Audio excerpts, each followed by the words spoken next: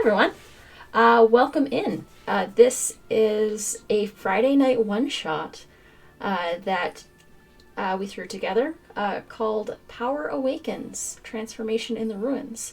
I'm Anita, or Critical Misses, or Benita. This is my channel, so you can find me here almost every day. But yeah, without further ado, I think I'm going to throw it over to Kayla, who is our game master for this, and she's going to go over sort of a brief introduction to the setting and who she is. Hey guys, I'm Kayla H. This is a game that I have been working on for a long time. It is set in the world of Kyra, and it's this amalgamation of all things I love. It's like got Mediterranean themes and lore. It's got Super Sentai action and conflict. It's got high fantasy, and it's also got a little bit of Final Fantasy, uh, specifically Final Fantasy 6 kind of motifs in it, which is my favorite. And I've always wanted to do something like this, but each like TRPG I've tried to get this to work in didn't really work until I came across the Cypher system, which is what we are going to be using today, and it's by Monty Cook Games, so go check that out. But Kyra is this kind of mega, like huge town built on a coast, and it's basically built on top of itself for generations, and so it's extremely big at this point. It's about the size of LA, which is huge. But before we go more into that, we'll give it to my players who will be joining me for this fantastic, amazing, bombastic adventure. So yeah, we'll go clockwise over to D, or It's the Riddler. Hi, my name's Dee. Today I'll be playing Crystal Adams, and that's it. Crystal Adams, can you speak up a little? Hi. I'm Dee. I'm playing Crystal Adams. Good job. Good job. Moving along the clock, tick-tock, we'll go to AJ.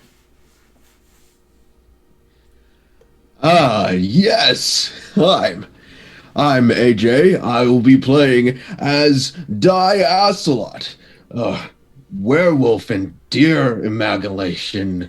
But don't worry about it. That's totally not a reference to anything else. I'm unique. Definitely. Yeah. 100%. Moving along, we are going to go to June Schumark, or Alicia, an NG9. Alicia, you're muted. I'm Alicia, or NG9, and I was also muted. And today I'll be playing June Schumarch, who makes some delicious darlings. This is going to be chaos.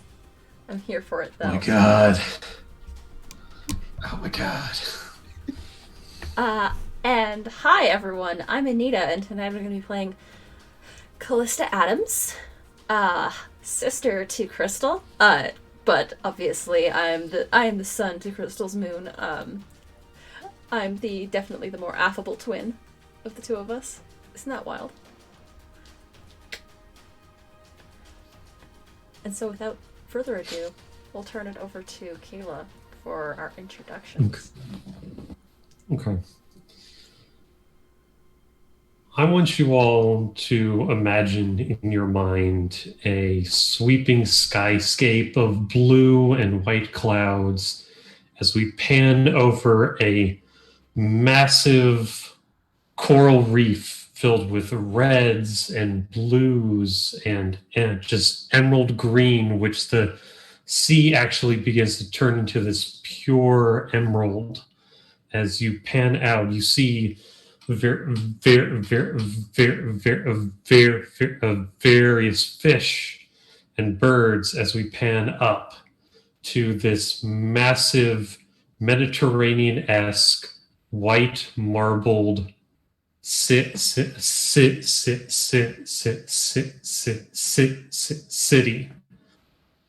You see docks filled with merchants plying fish and spices and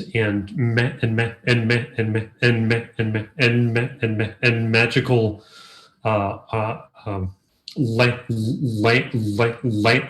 lamps and carpets and all sorts of just amazing things. You can see as one dock worker tries to kick away a bird, which seems to look like a seagull, but we pan up to where it's perched on top of a flag, and it's almost like this seagull crossed with a velociraptor, and it just like it looks around and then flies out into this enormous towering scape of buildings and all sorts of businesses and temples. And this place is old, but there's this mystique about it. And as you pan down, the creature goes into a grate and down into these tunnels deep below, where the old buildings and old towns and old districts have been built on each other. You go into this large cavern surrounded by red and blue budding vines that drape across the ceiling and walls like a tapestry. And you see this temple, which looks a bit run down because it's down below where most people live, but you see statues of what seems to be this regal middle-aged man with a long flowing robe and what seems to be a staff at his side, and a book with a clean-cut beard and a smile on his face. And inside you can see various people in white and purple togas that mill about their day. This is the Temple of Cato. In fact, it is probably the last one in existence, and it's secret, for within these walls is a group of nameless assassins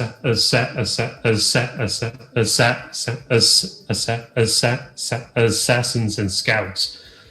Basically, those that keep the richer folks in town in check and prevent corruption in all of its forms. And then we go past marble filled gardens, just blooming to life with these odd glowing mushrooms and fungi, to see sitting with a book and tinkering with some odd gizmos and doodads. We see June Schumark. If you would introduce your character, Alicia. Absolutely. Well, June Shoemarch is sitting there tinkering. By her side, there's an assortment of cupcakes and pies for energy, of course, because you have to stay motivated. And there's also blow torches and other heating implements because, well, you have to cook the eggs somehow. Just tinkering away happily. As you are focused on your work, you hear a small tapping of feet. And then it stops in front of you. And you hear this odd purring yip. I think at that, she'll go ahead and look up. All right. And you look up and you see, looks to be a canine of some sort, but about the size of a mouse and covered in scales with a spiked tail. And around its neck is a small little piece of parchment. And it looks up at you and goes, Oh, aren't you adorable? Did you bring me a present? Okay, I'll take the present and you can have a darling in exchange. And pulls out like a little biscuit-esque thing. all right. So attempts to take the note and gives the biscuit. It stands up on its hind legs and it takes its two front paws, clasps off the note and puts it down. And then while you are starting to read the note, it goes up to the biscuit, sniffs it, and then its mouth just extends like a snake and just gulps it. And then and just off. Oh, bye, you adorable little thing. I hope you enjoyed that, darling. On the note, you read from Sister Velna that you and the rest of your troop are required for a new assignment in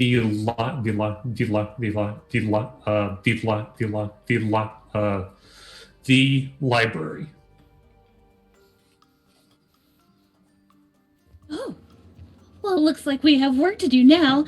I need some extra darling so I can find everybody super fast. And she'll pop a couple of cookies in her mouth, put everything on her back, and start zipping off. June is in a constant sugar high. Nice. And so, as you do, we're going to pan out to what seems to be a stable of some sort, but instead of horses, there are instead these large, almost wyvern-like creatures with large amounts of like fluffy fur just draped around them. They have this huge mane that drapes around their shoulders, and you see helping what seems to be a very disgruntled stone golem-like person who just is crunching with like each movement. You see a large werewolf trying to grab the reins of one of these creatures. And Di, if you could introduce yourself. Of course. Di Ocelot is a large brown werewolf with these very intricate deer antlers on his head that he definitely has some sticky notes on them for later to remind him of stuff. And he's definitely holding on to these reins, his muscles bulging, his joyous laugh just echoing throughout, just oh, calm down now. You must calm down. You're going to scare all these beautiful beasts in here if you don't calm down here, Stony. Di, how many times have I told you you're supposed to make sure that they're nice in bed and now they're all upset? Now it's your job to get him back inside. Okay. I'm sure I can gather them all before you even say flabber snacks. I don't even think that's a real word. I think you just You made that can't up on the prove me spot. wrong. You can't prove me wrong. I'm pretty sure I could. I could go over to the library and grab a dictionary, sir. Well, why don't you just go right along? All right. So if you want to get these things into the pens, I need you to make me the first roll the night. Oh boy. And it's going to be an intelligence roll, and it's going to be a difficulty 3. So you have to get a 9 or above on your D20 roll. Oh, I definitely have so much intellect. Greatly. Yeah, so much. I rolled a 2. 2? All right. I don't think any amount of intellect will get me above it. So. Right. So, a 2, which is a minor critical, which is okay. So with this, you are trying really hard to get these things back into their pen, and they're known as whalers. They're these like herbivore pack animals. So for you, it makes sense that you could just shove them in and be fine. But when you go to like push one on the rump, it lets out this long and it starts to inflate and turns into this giant puffball. The hair sticks out, air expands in its gut and like crushes you up against the wall, and then you hear sounds of the rest of them going boom, boom, boom, and straw just begins to fly everywhere as this giant expanse of fur and weight and just wailing starts.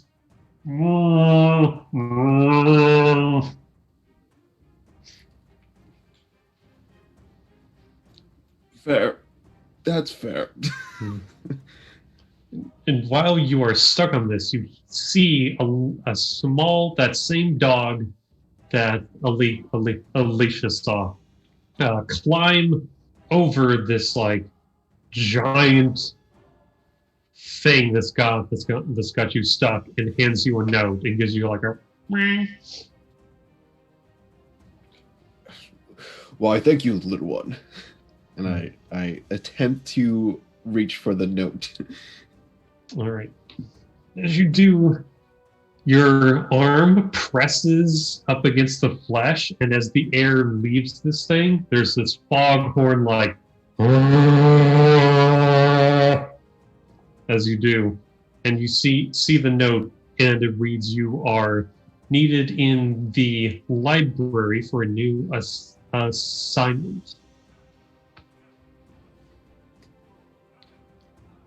I look around and I'm just like, I'll just close this door. Mm-hmm. And they'll be fine. They'll be fine. And I head over to the meeting place. All right. As you leave and you're about a few halls down, you hear a yell like, What? Die, you son of a bitch!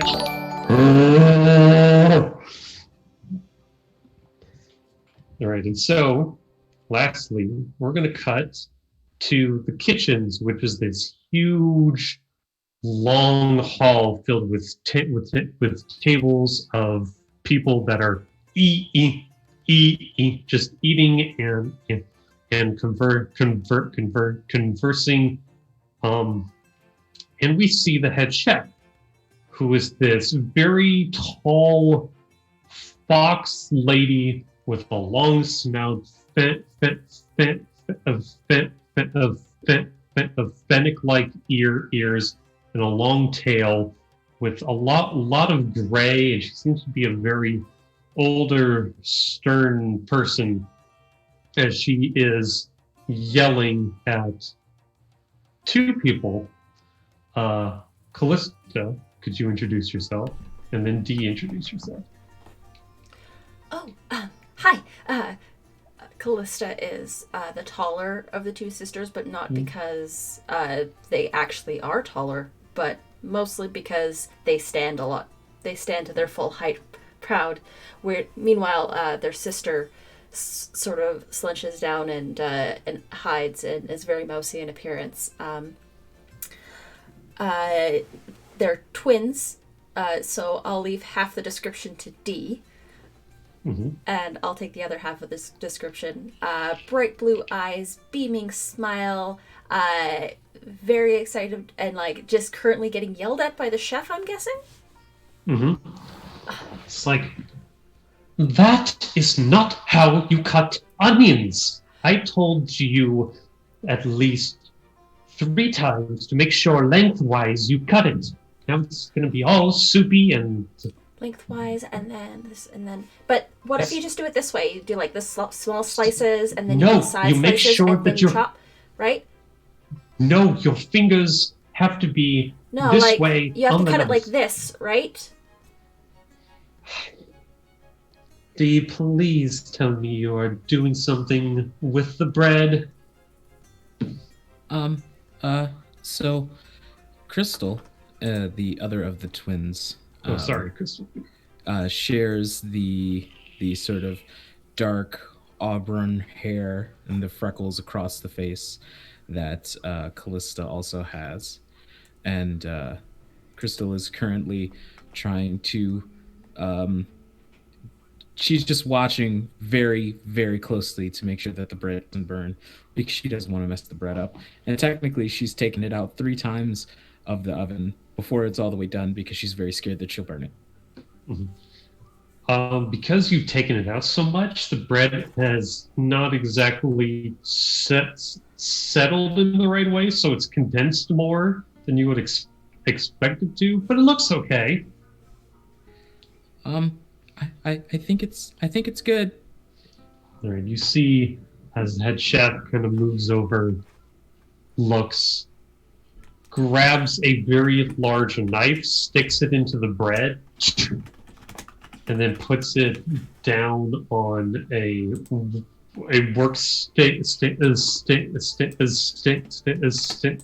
station, and then tries to slice up a piece, and when it does, just sludge comes out of it.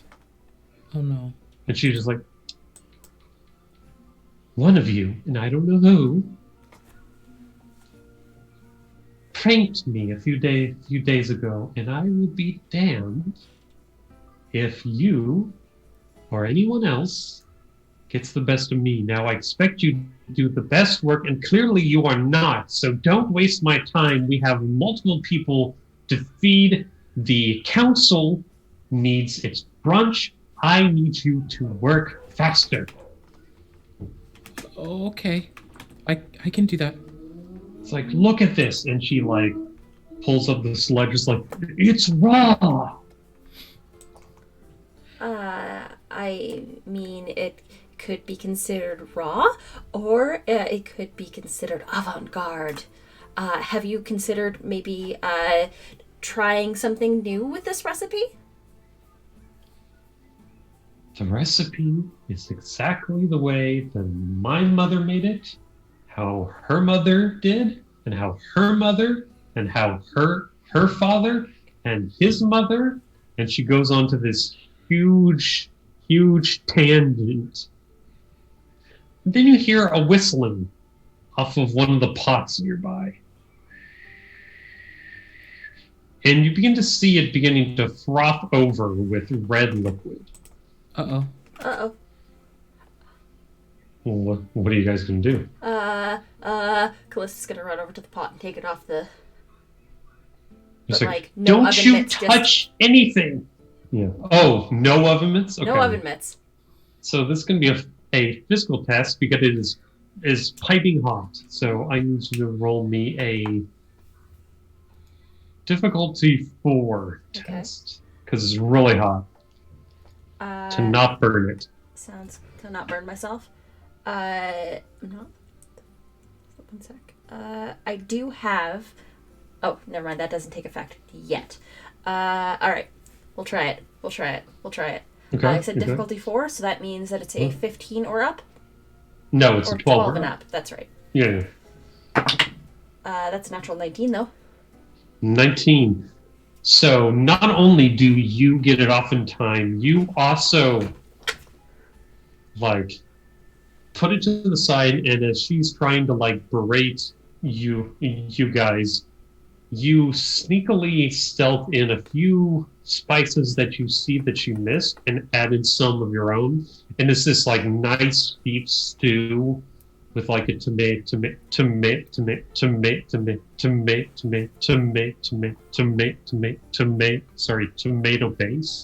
and it's just a little bit more cayenne, and you think just a little bit of soy sauce. So you put that in. You're just like, honestly, I don't understand what you're trying to do. Just get out of the way. And she pushes you aside, takes a sip, and is like,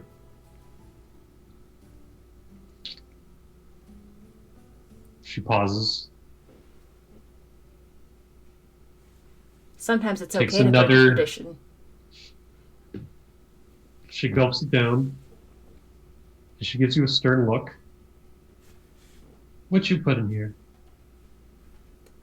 Well, I don't know. Obviously, the recipe is the same as it's been for the past generations on generations on generations on generations. So, maybe sometimes you should break with tradition. She looks at you and then to D. Service to me is over if the soup is this good. I may be a rough one, but I know genius when I see it. So, as long as there are no more pranks, no more explosions in my kitchen. I keep telling you that wasn't me.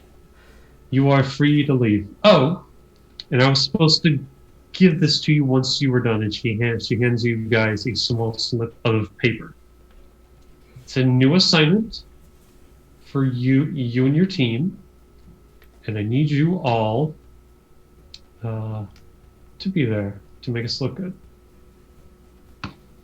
Go on, go shoot. You got shoot. it. Oh, okay. Come on, Crystal. Shoot.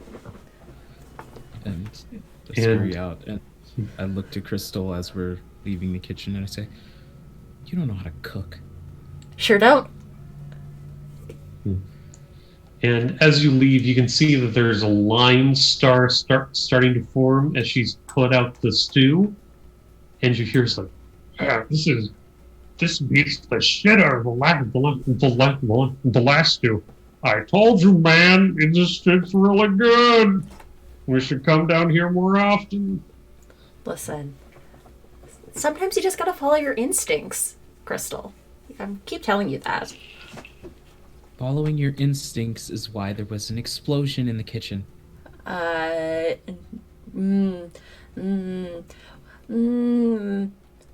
Sure.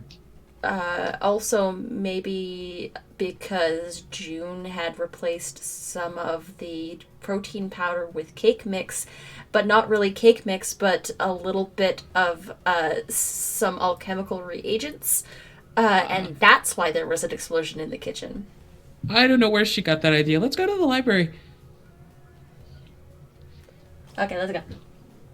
All right, so you all show up at roughly the same time, and you push open these double doors carved just of old wood, and inside, imagine the Beauty and the Beast library, but twice as big, with these golden amber floors and walls, and just scrolls and scrolls and scrolls. You can see various small blue crystals hang above you as they just float up and down and give a small, almost imperceptible hum. And you see as there are a number of folks here, and you can see them writing down on pieces of paper at a desk, and you watch as the paper lights up and turns to smoke, and you see a book fly off the shelf and straight towards them, and then opens to the page that they would want it to be. As you guys go by, trying to dodge the books, you are given nods by what seem to be two burly guards off on the far wall, in front of these iron doors. They give you nods. You know, one of them is called Brun. So, yeah, it's you guys. Hey, What's Brun. up? Yeah, good Hey, to see ya. finally got a job. Hey. Yeah. Hi, Brun. Was, Would you like a darling? Oh, I mean, I already got one at home. You know, she's great with the kids, but No, like some- these. And there's just pulls a basket. I assume June has hammer space, and there's just a basket of scones. All different flavors. a scone. Awesome. You got any cranberry ones in there? Sure, just dig Oh, for it. sweet. Take a Like he couple. picks one up. He's like, oh, good. They're very good. They're very good. This reminds me of what my grandma would make. They're really good. So why are you guys here? You just going to say hi? No, we actually have an assignment. Really? Yeah. That's great. I was concerned about y'all. No offense, Callista, but word's gone around that you kind of made a hoity-toity with one of your remarks, and just wondered. But hey, good for you. You got another chance. It'll be great. Yep. You all right? Hey, Fine. I've fallen in love before. It's okay. Love blossoms in the strangest of places, That's what I've been trying to tell her. Callista, do you have a broken heart? I have a love muffin that's great for that. It's actually pretty good. No thanks, I'm watching my figure. I have the low-fat variety if you like. Just that It's like- weird stare off into the distance. It's probably not my business saying this, but there's also been a bit of a rumor mill going around the list. If you let me whisper it to you. Apparently, Lord Jaren, apparently has been constantly seen looking out the window that you went into. So, I'm just saying that if things work out, it's probably thinking about you. Anyway, sorry, I didn't mean to make you uncomfortable. Callista's Right just this way. bright red and hiding the face like her sister. Like, oh, right. Hey, We are Jenna. twins. Jenna, and he reaches over to his companion who is fast asleep on her stool. Just so, huh? What? We got to do the key thing. Oh, right. Oh yeah. And they pull out these keys and they insert them into these locks, and at the same time, and inside you can see within the doors is torchlight surrounding a crystal clear green pool. All right, boss is waiting. I start going in and walking in. Yeah, let's go. Okay. So you all walk in, And there's this soft, ethereal music that plays around you. And then you begin to watch beams of pink light begin to form that turn into crystals that begin to form limbs, hands, legs, torso, and chest until you see a very tall, regal looking person made out of crystal. And they speak to you. Welcome, children. It is good to see all of you. We have another task for you this day. Are you up for another test of your skills?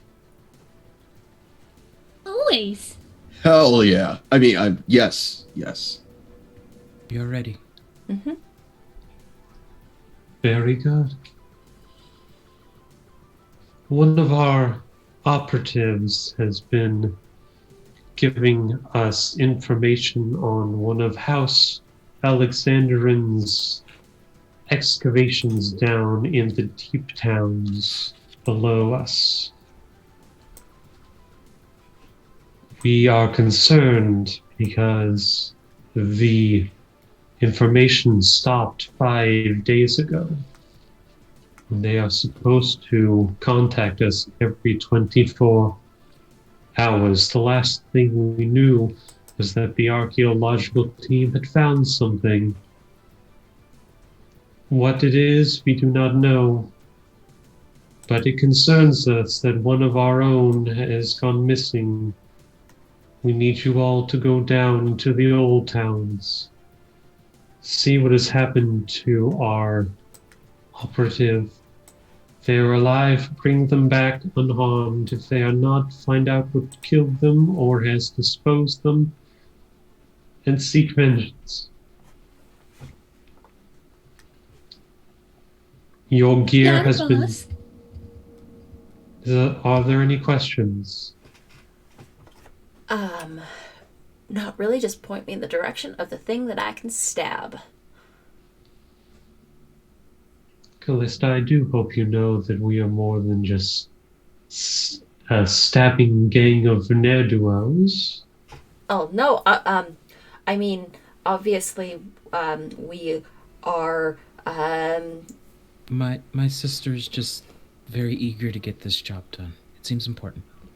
I do understand, Callista, you do have a fire about you, and for that we do appreciate you. Perhaps both of you can temper each other, as you seem to have earned the nickname the Forge Twins after that shield that you carried. Oh, sorry, Crystal. Yes. Good. Now, does anyone else have any questions? Would you like a cupcake, darling? No, thank you. Unfortunately, once again, I do not eat the way you do, but I subsist on light itself. So if I can make a laser cupcake, you'll eat it? Duly noted. I would like to see your attempts at such. If there's anyone here that can do so, it would be you, but I would caution you against taking on challenges bigger than yourself without help. June. I literally stopped listening after you would like to see me try. Hey, June. Pass me a cupcake. Yes. Oh, here. Let's see. I have stamina ones. I have energy ones. Here's a vanilla. So, And I'm going to spend 1 intellect point to okay. use illuminating touch, and so the cupcake glows. Okay. Then look at it and look to you. I will try it. And she takes it, and you see she brings it up, and she doesn't eat it, but the cupcake kind of melts into her hand, and you see a stream of light go into her, And she says, "It was very good. I'd like to see the next batch." Oh, and Di, Oh.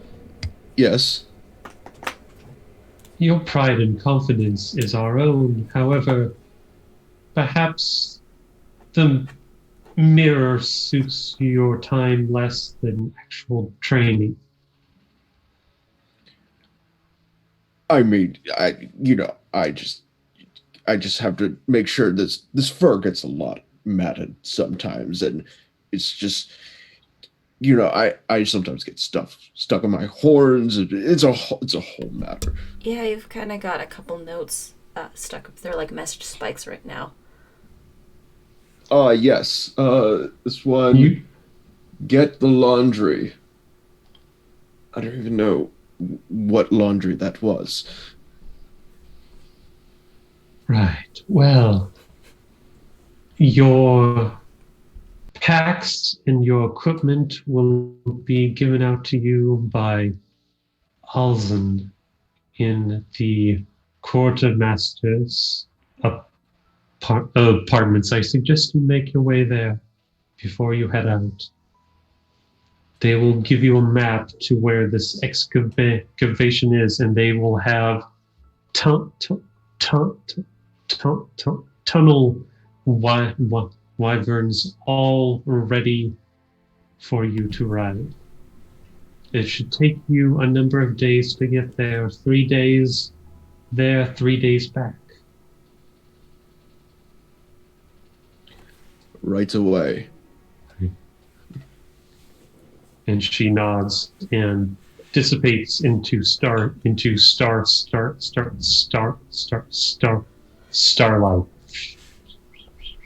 So cool. I should make a cupcake that does that. I lean over and whisper. I lean over and whisper, Mix Callista, thank you for doing that. I did not want to be the test subject of Miss Schumark's laser cupcakes. I'm always dragged into being a test subject. I don't know how it happens. Oh, that reminds me, Di. It's Pie Week next week. After our mission. Oh boy. Yes. Thank you so much. You're so wonderful. Here's a brownie. Pie Week. Is this like the Great British Bake Off? Maybe I watched that earlier. I don't know what's in these brownies. You're welcome. Oh God. Thank you. I think maybe we should get going. Yeah, definitely. Agreed. Let's all head out. Ooh, All right. speed cookie time. Pop. All right, so we're going to pan to where you get your stuff. The quartermaster's apartments, it's less of a hall of supplies and more like a hoarder's nest filled with silk everywhere. It's super hard to get around. There's buckets of knickknacks and swords that have been dulled and spears and dented armor. And in near this long workshop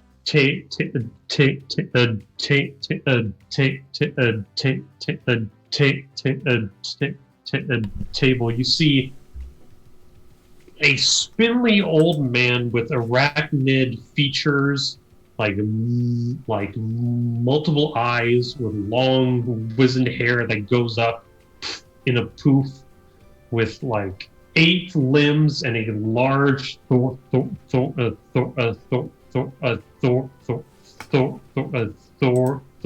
thorax.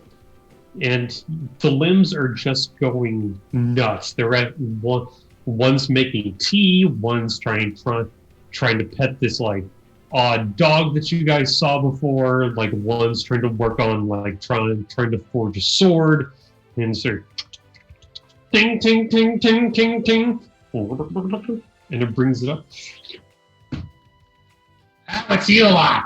What do you want? We're here for equipment. Yeah, boss is sending us on a mission. Here are the specs. Gotta give us the goods. You know how it is. Okay, all right. Give me 1 second. And and you see two arms go off to the side, and they just produce like just in front of you. Tossed there are these large knapsack bags. It's like, all right, there's at least a week's worth of provisions in there. There's there's rope, candles, all the stuff you need. D, please let me work on the shield. Crystal. Please, I've been looking at it. Sorry, Crystal. Sorry, I keep what? Why do I keep messing that up? Okay. The Crystal, please let me work on the shield. I'm begging you. I've seen it for months. Just let me touch it. And you see like two hands like go above the head and do like this. I don't think I need any work done on the shield. I'll let you know if I do. All right, fine. Give it to yourself. Who knows what kind of secrets await, what kind of things that thing can do? But what do I know? I'm just an old spider drider, eh? All right. And y'all need things. All right. And you see four arms. Put 4 red vials in front of you. All right, so these are going to be your potions. If you get hurt, it's not my problem. Just drink these and you're good. Don't do anything stupid, and don't forget the rules. Make sure you don't die. Make sure the mission gets done. I forget which one comes first, but you'll figure that out. Don't die. Mission gets done. Oh, I mean, if you don't die, then the mission will get done. So that pretty well sums that up quite nicely. That's a good idea. Yeah. Now, I handcrafted a few things for each of you. Y'all each get one of these because I've had a whole bunch of stuff to do. But, Crystal, come here. And he pulls out what seems to be a small jug and puts it down. It's clear, and you can see this like black liquid with what seem to be small bits of lightning that shoot through. This here, you can coat it on your shield, and it's going to do a little bit more shock each time you hit somebody with it. Doesn't last long, but for a fight, it's probably pretty good. Can I have one of those? Oh, No. I got something for you. Something. And he moves to the side and pulls up what seem to be 2 metal wings with like this. It's very ramshackle in its make, but it seems to be well made. It's like these are something new I've been working on. Been using one of them arcane crystals in the library. Don't tell anybody. But you put this on your back, turns into a small stone, and when you feel like you need to get out of dodge, it'll make you fly. You're the best. Yeah, what you gonna say? It's all right. Just take it. Yeah, they're already gone. I am so jealous right now. What do you have for me? What do you have for me? What do you have for me? For you, I got a little something. All right. And he pulls out what seems to be a plain wooden stick, but inscribed are various runes on it.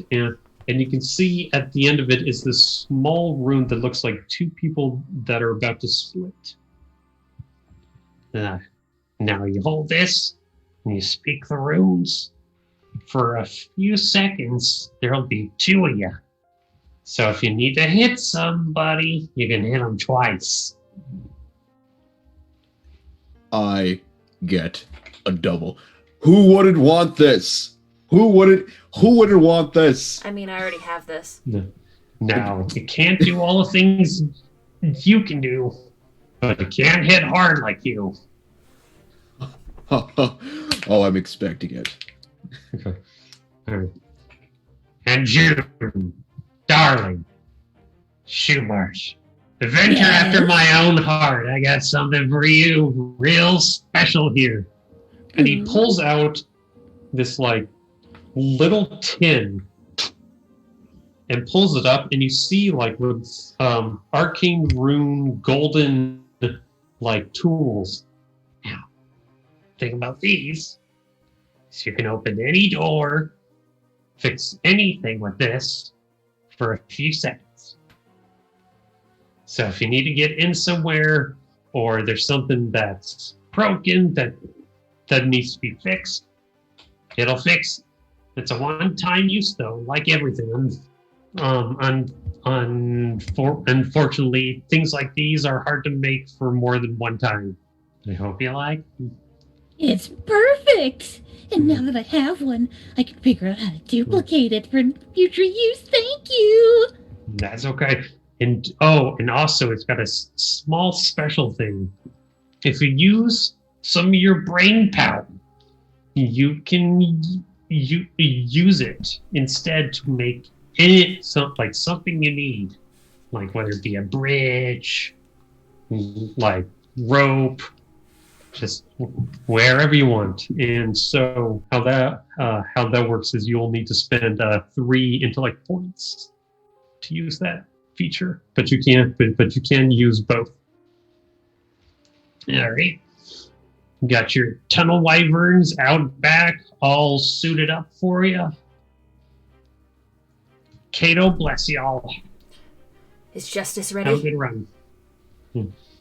Justice is ready. Yes. Thank you. Here's a cheesecake for your trouble.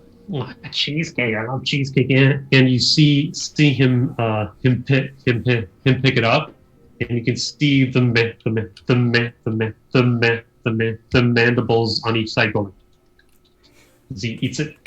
So They're cool. always so good. All right, go on. I've got work to do. Let's go.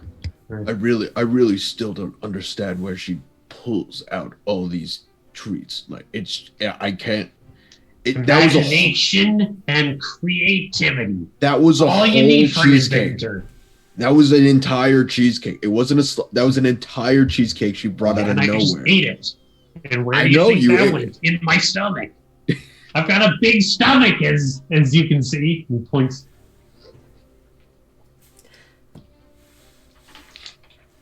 I'm just saying, don't look a gift horse in the mouth. Callista is running out of the room. Justice! All right, so Gonna hurt herself. as you guys get to your steeds, these are different from the whalers.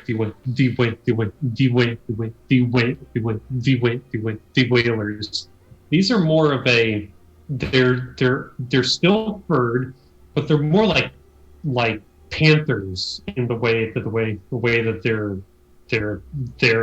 they're marked, and they're extremely more lean, and you can see rippling a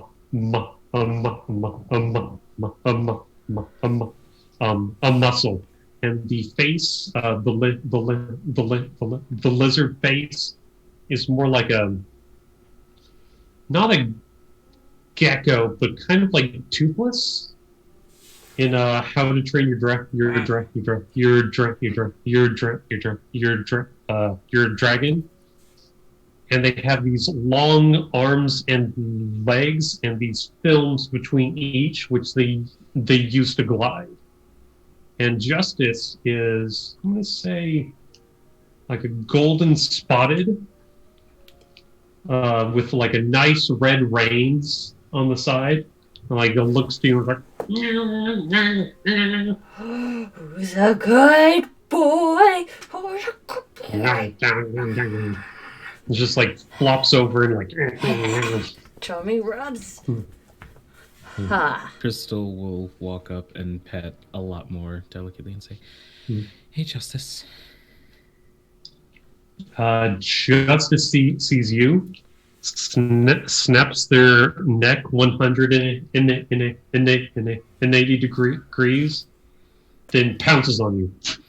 Oh, And Get him. heavy, Get her. heavy. No. And it's like Give her kisses. Yeah, he Give her licks her kisses. like with this long, like snake-like tongue. And these things are carnivores, so it's not the most pleasant breath in the world. It's a lot of meat. Oh, nice kisses. Nice kisses. It's like you see the tail just going like boom, boom, boom, boom, boom. Okay. Die, help. I got you. I'm like, come here, Justice. Justice. Come here. Sit. Come here. Come on. It's like tries to wrestle you. Justice. Oh no! Oh, you really want to go right now, huh? You really want to go? Yeah, come on. Okay, my Justice. hair. Sit. Stay. Alright. We're gonna go on a mission. Are you ready? Okay. I'm gonna hop on the back of Justice. I go over to Crystal. There. Here, Miss Crystal. A towel for you. Thank you.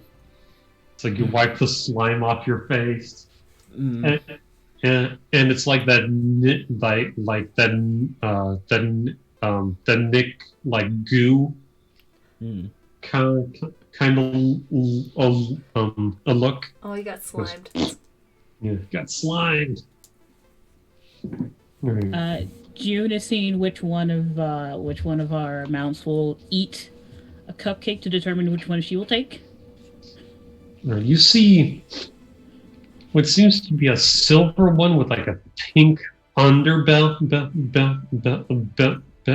belly.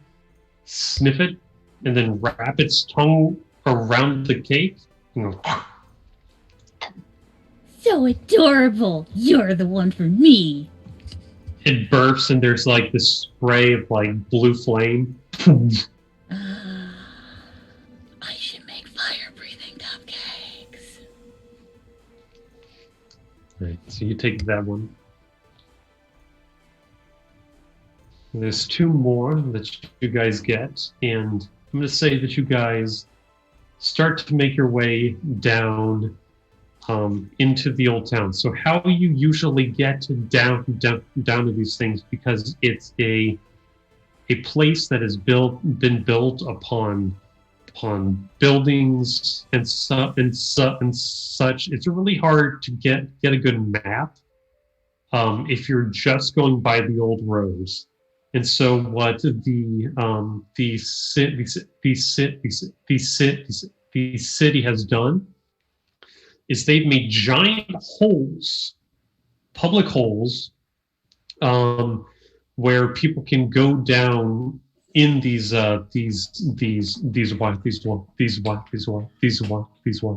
wyverns. And there's such a big thoroughfare that there are businesses like on sides of the walls as you pass by. There's like roads built in, and there are inns as well.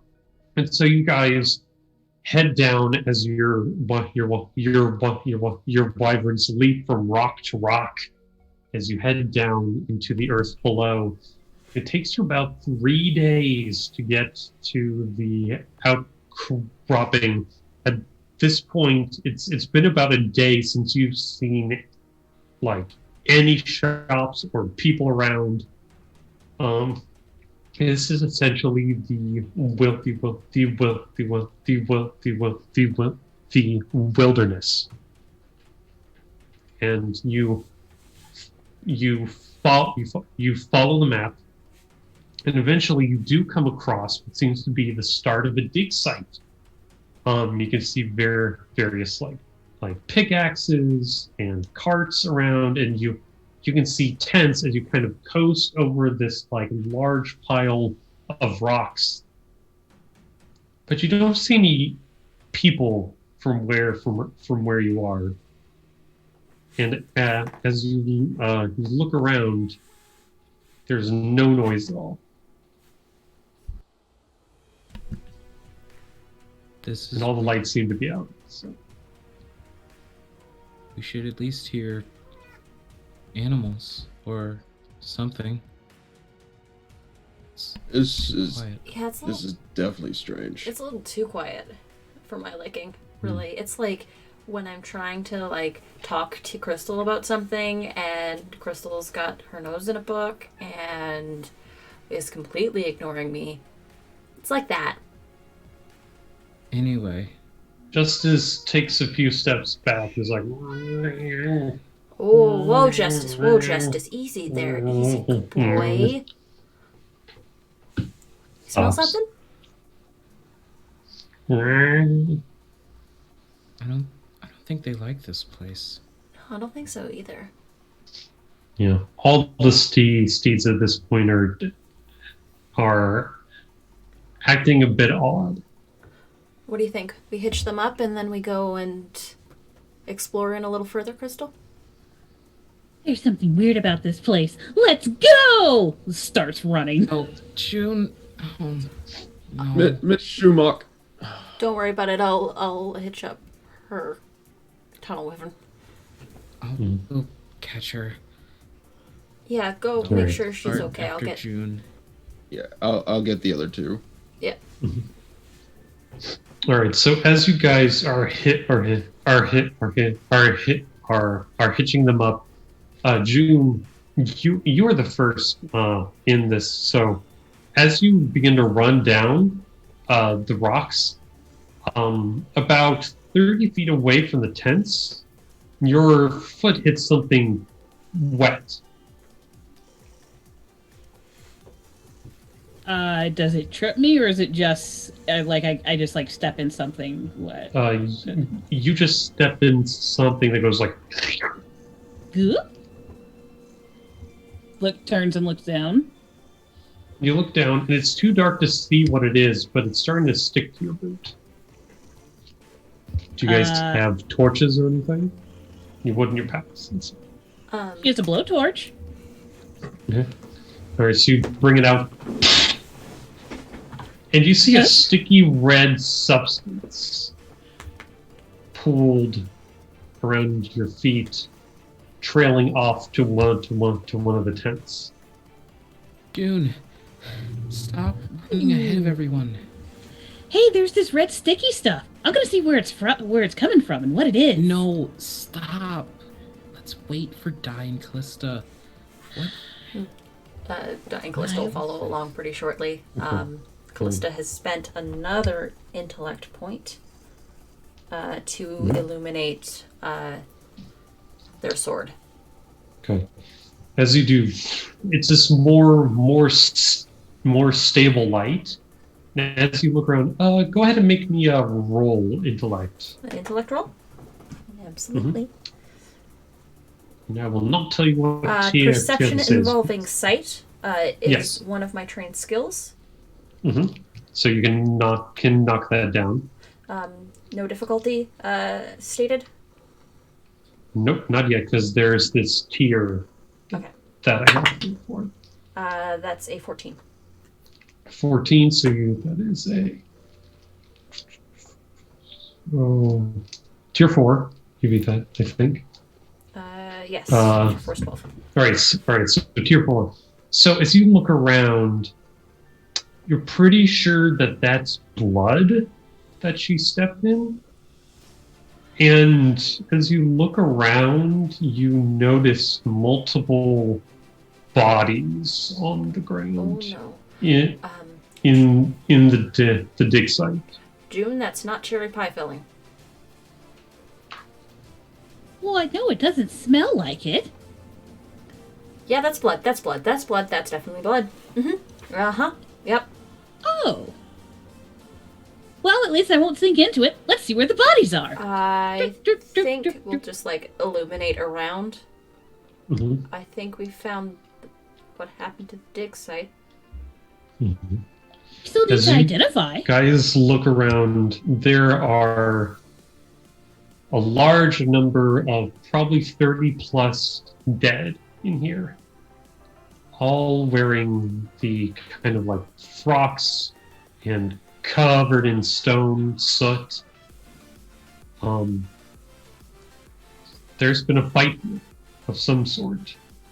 Some look to be stabbed. Some looks like they've been melted almost by something. And because you got a tier 4 with that, I'm going to say that you also catch a glimpse of a glowing soft light in one of the tents. There's a light over there in that tent. Do we want to go check that out?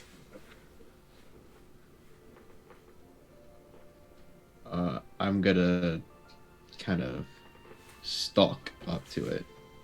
Okay. As you stalk up to it, I'm going to do a GM intrusion on this. And I'm going to say, as you do, you begin to slip on a pile of, a pool of blood at your feet. I need you to make me a dex roll to not fall down. Okay. Speed check.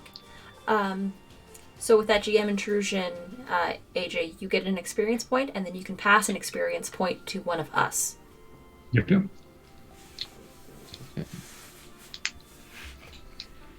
Alright, so, whoop. That is a natural 16. 16. You do make it. Yeah. As you stop yourself, you see that you would have fallen in what just seems to be a crate. Would have probably broken it and made some noise, but thankfully you did not. After I see that I was about to crash into a crate, I kind of just go on all fours to just kind of get myself more stable and like stalk that. So with passing on experience point, I can just stay? Mm-hmm. Yeah, you can give can that to anybody. So I'm gonna pass it to Callista for finding this light that I'm going towards. Okay. Gotcha. So as you creep up, stalking towards this thing, you open up the tent flap, and inside you see another body. This one in a very familiar white toga with the symbol of your order on a ring. But you also see another figure stoop over them, wearing a long purple hooded robe, and you can see what seems to be a golden mask, but you can't really see their face from here. They have their back towards you. It's like, all right, so I can't get through, but let's see if I can find anything that this one has that's interesting.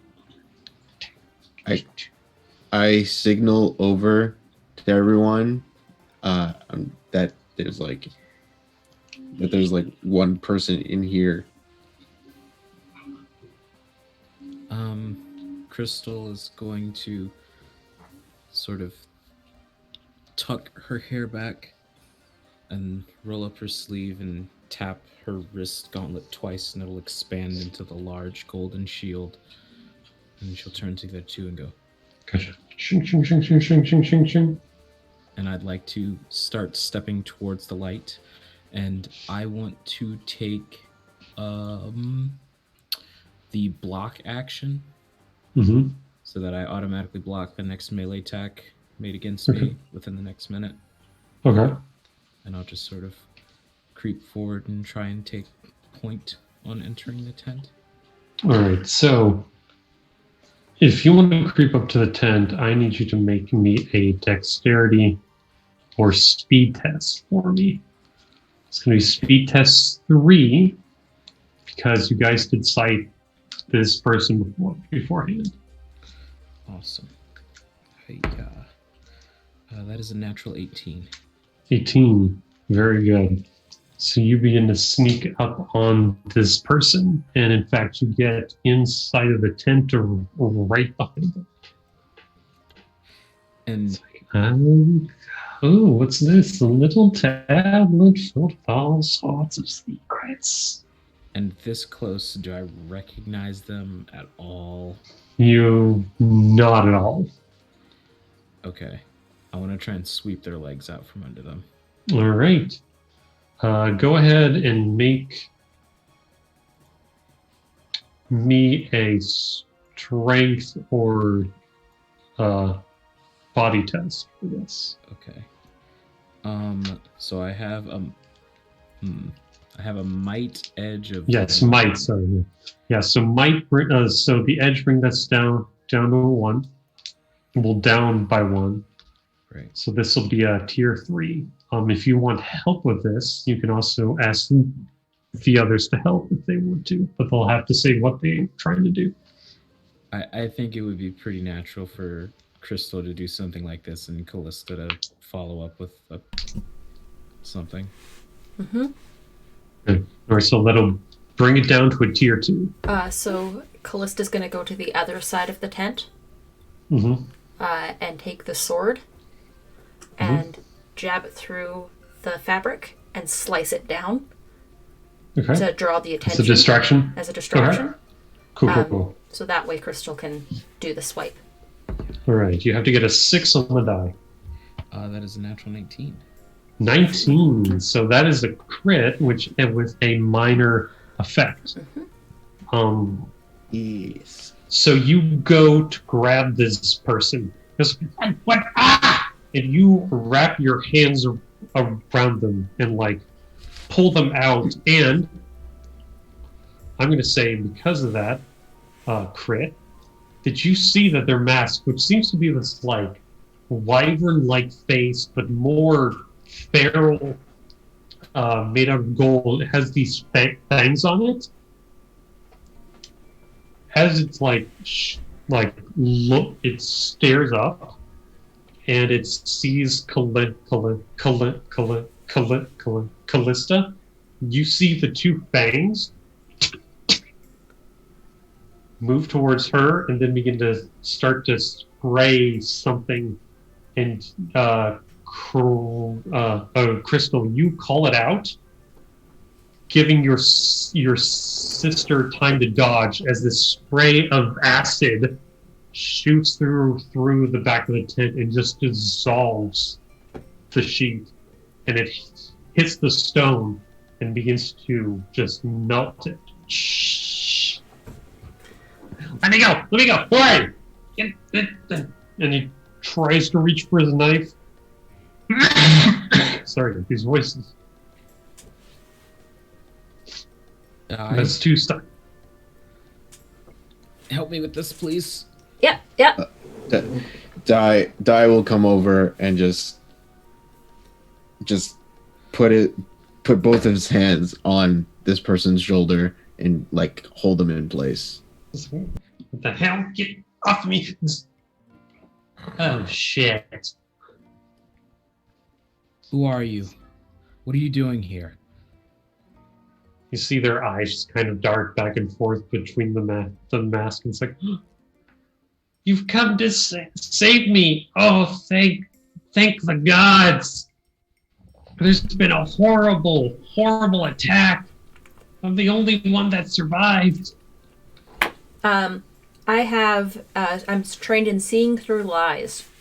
With this, you already know this is a bunch of bullshit.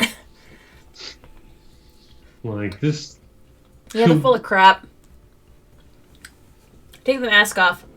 It's like, what? Yeah, no, I worked here. I worked as a stonebreaker. I smack the mask off. June, see what kind of tech is in that mask.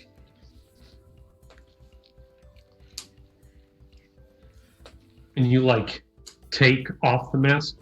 It's like, hey, don't take that off. No, I need that. No. And Yeah, it's definitely getting taken off. I As just you take do- it off.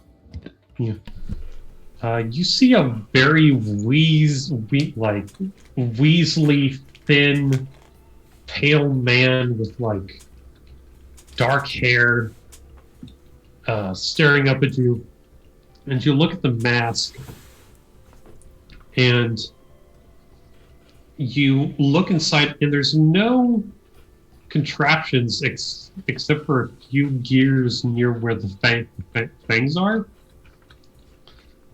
But there are arcane runes built into it that seems to set this off, you think. Go ahead and roll me a intelligence check.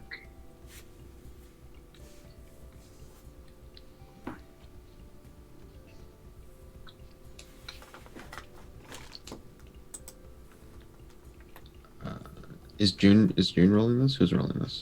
Yeah, June. Yeah. Oh, yep. Sorry. Sorry.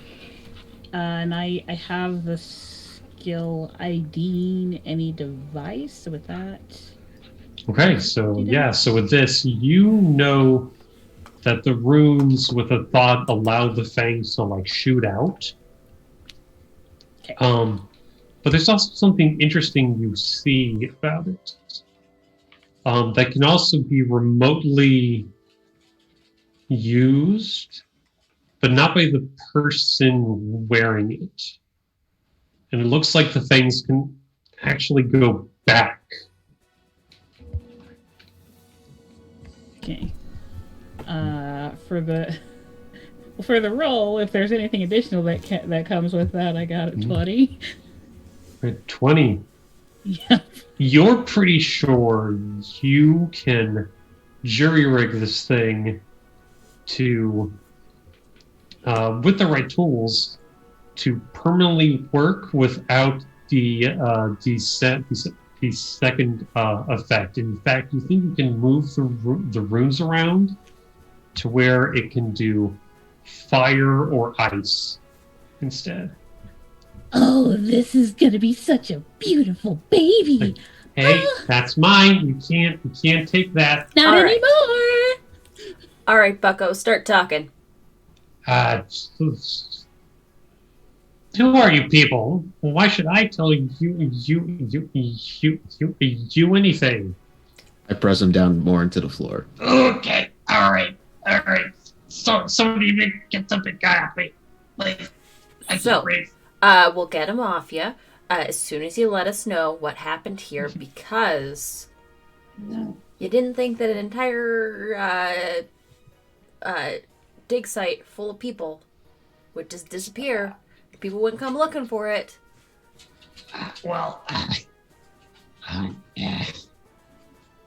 Look, I can't tell you anything. It's kind of Right. code.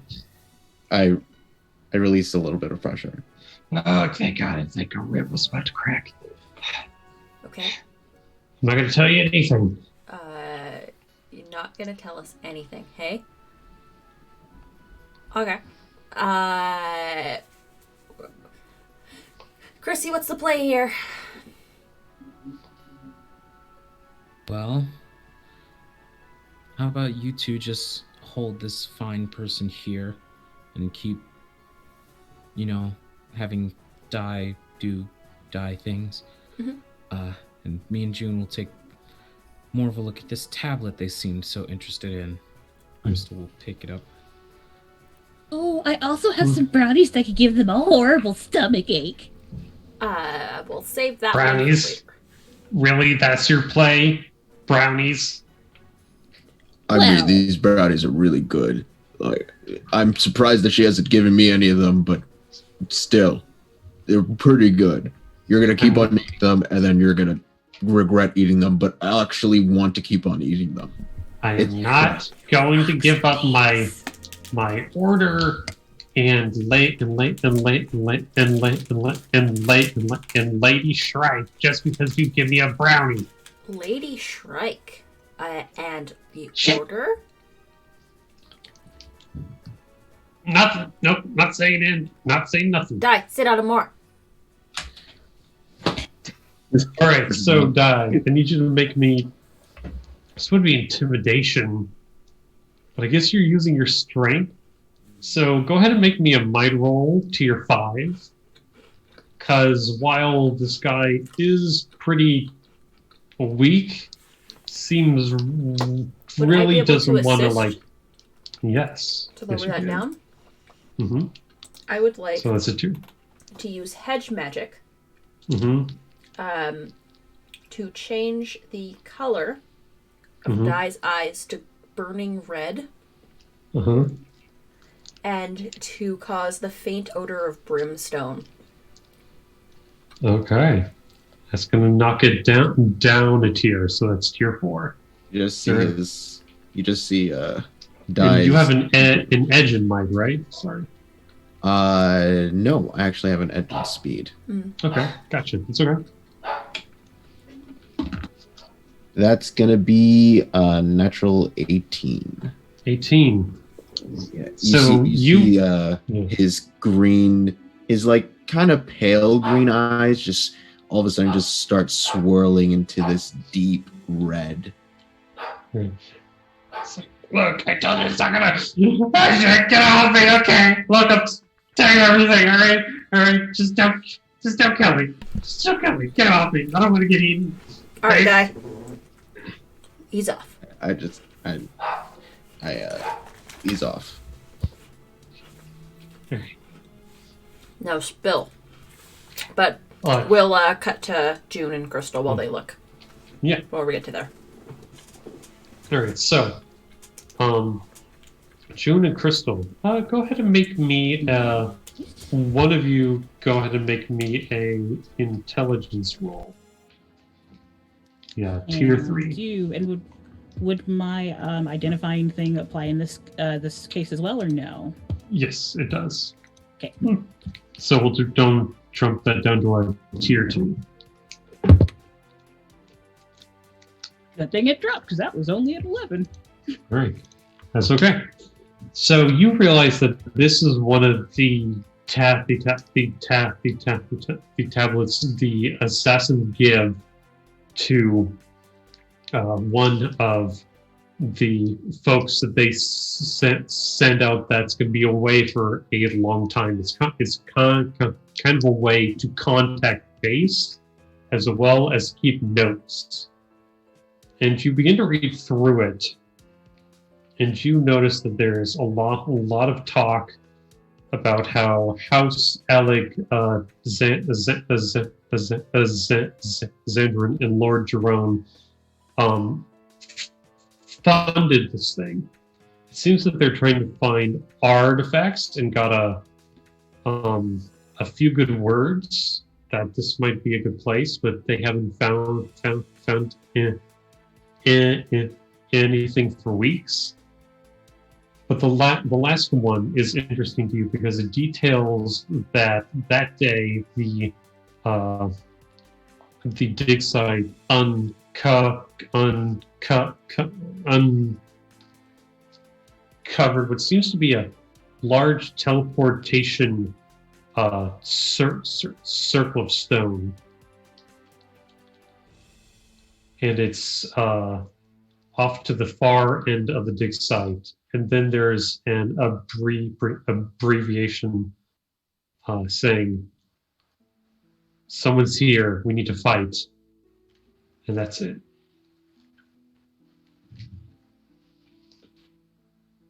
Well, that didn't end well for them. No, it didn't.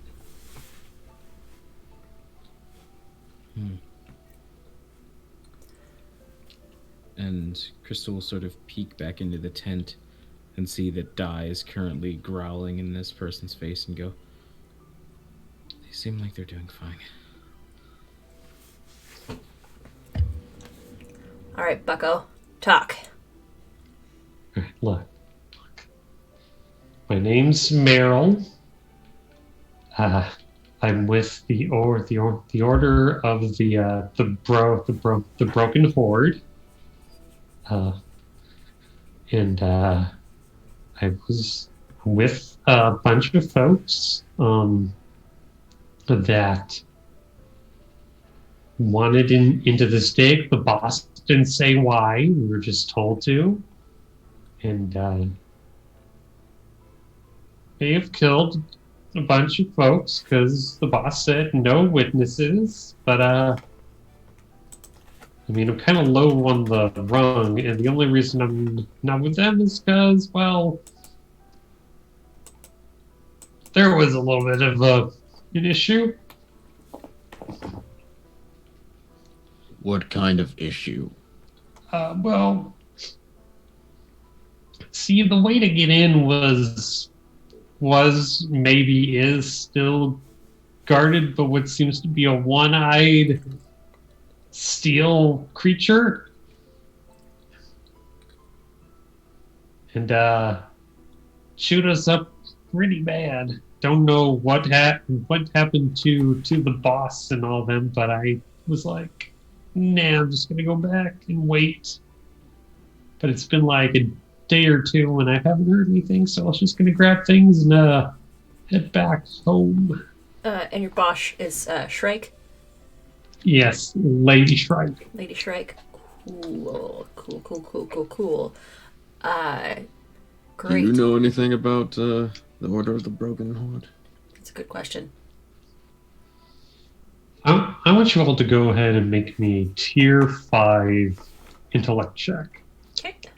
Do we all get to make this? Yep, you all get to make this separately. Okay.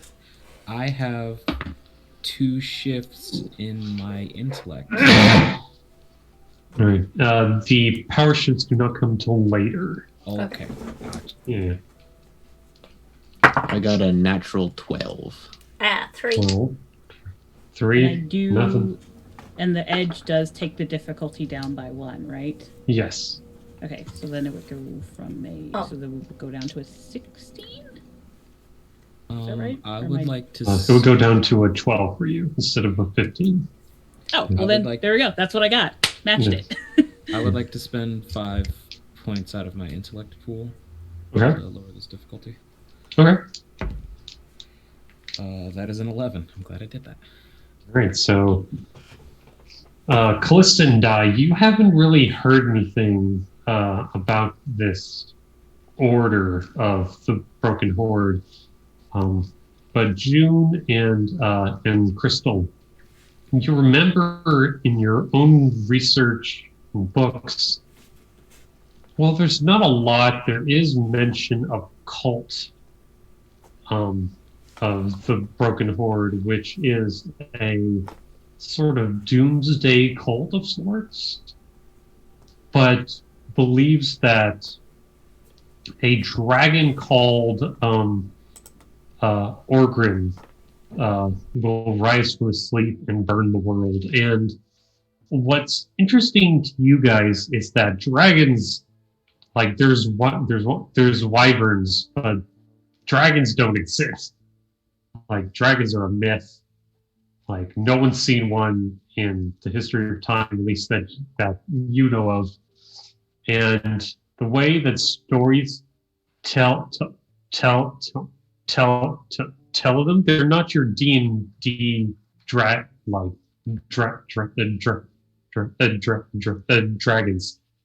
These things are the size of mountain ranges, and there were supposed to be 4 of them that descended from the sky a long time ago and almost destroyed the world, but was somehow disappeared or was locked away or killed. You don't know how.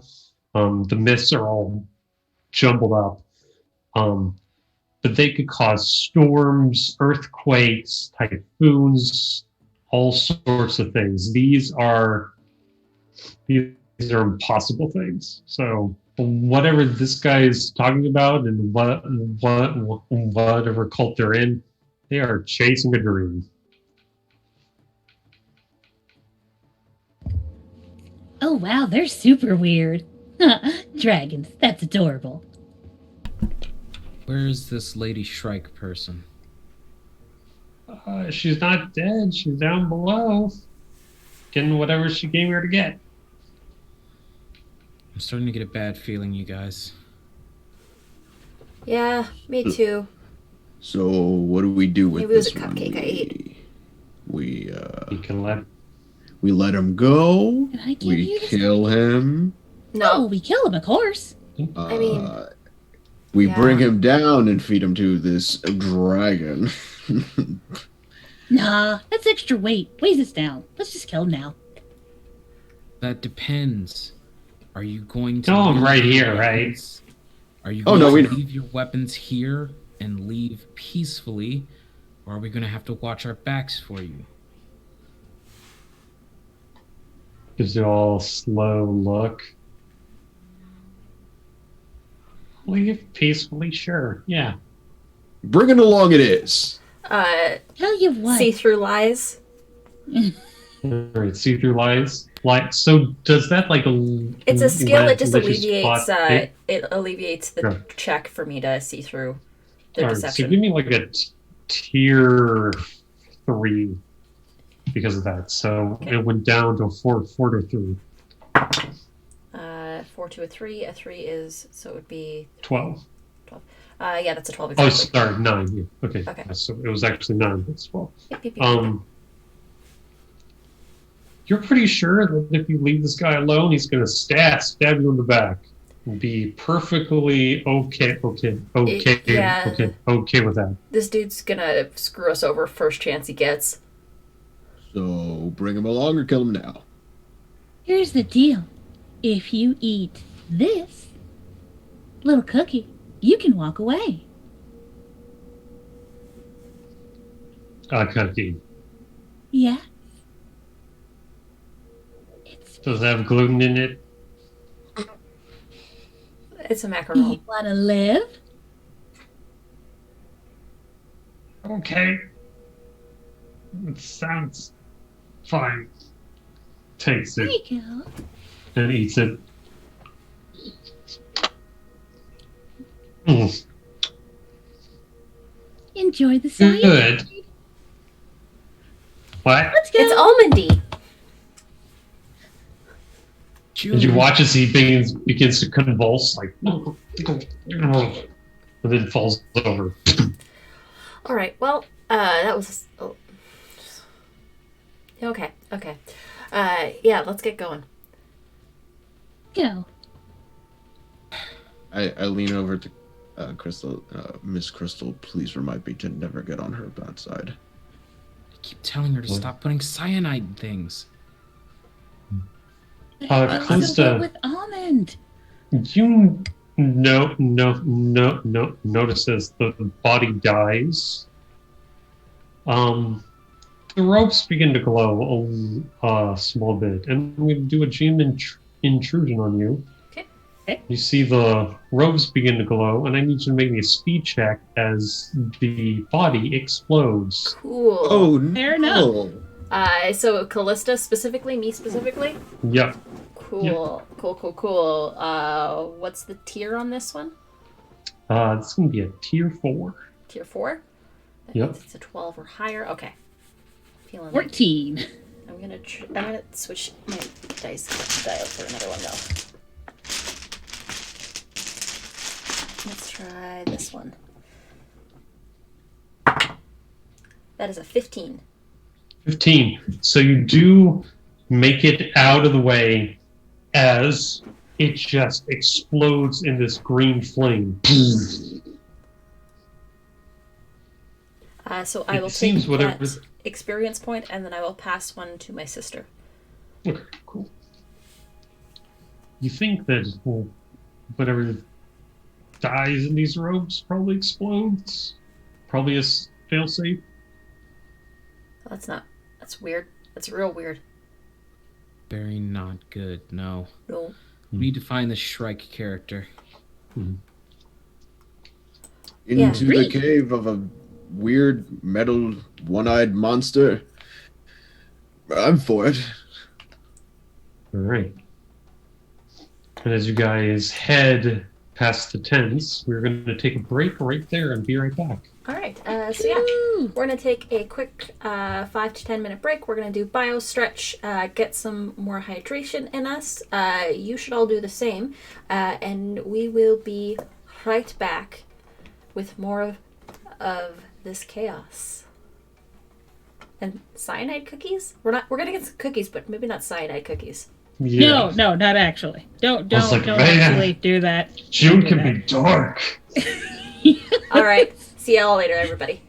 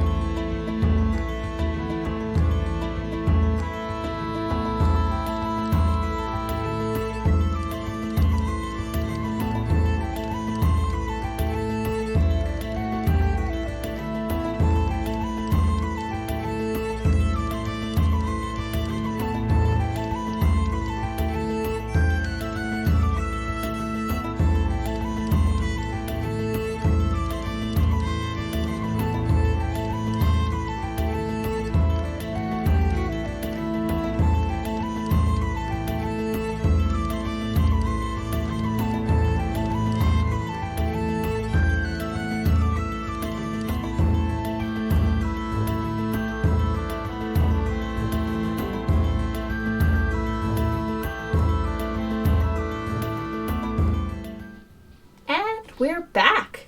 Welcome back, everyone, to Hey, guys. Power Awakens, our Friday night one-shot.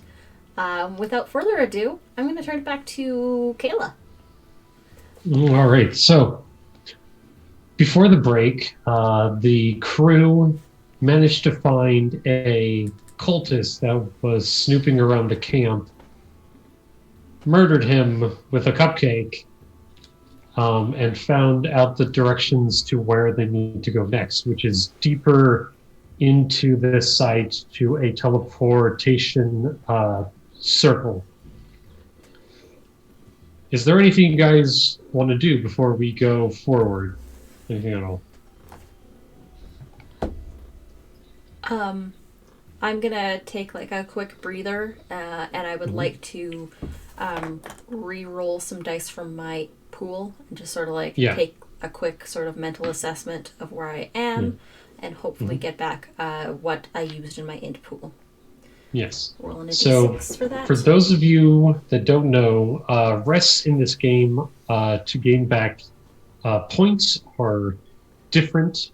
In this, it goes from like a few seconds for the first rest, a few minutes, a few hours a day, and then a week.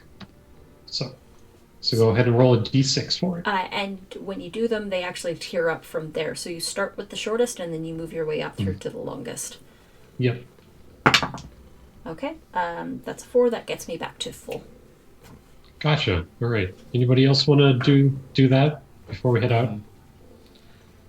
No. I think that Crystal will sort of put her hood back up and like start rummaging through her pack and take out this sort of camouflaged black and dark green cloak that they keep, and is just gonna try and like get ready to go stealth mode, creeping through whatever's ahead. Okay.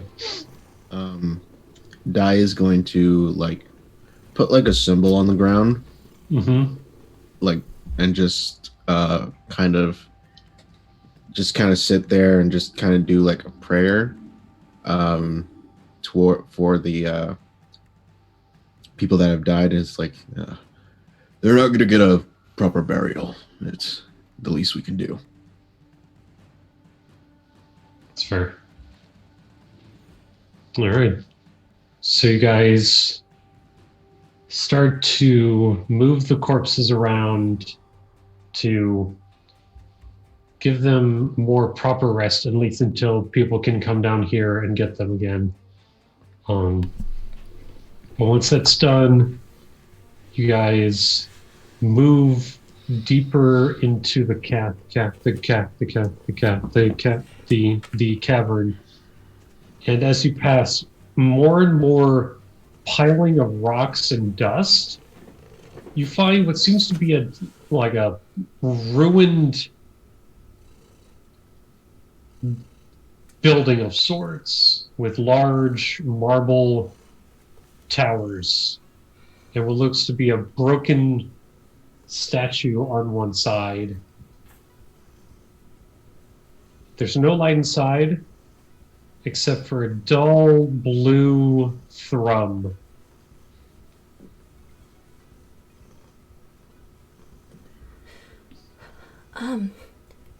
Hey, June, there's that tablet.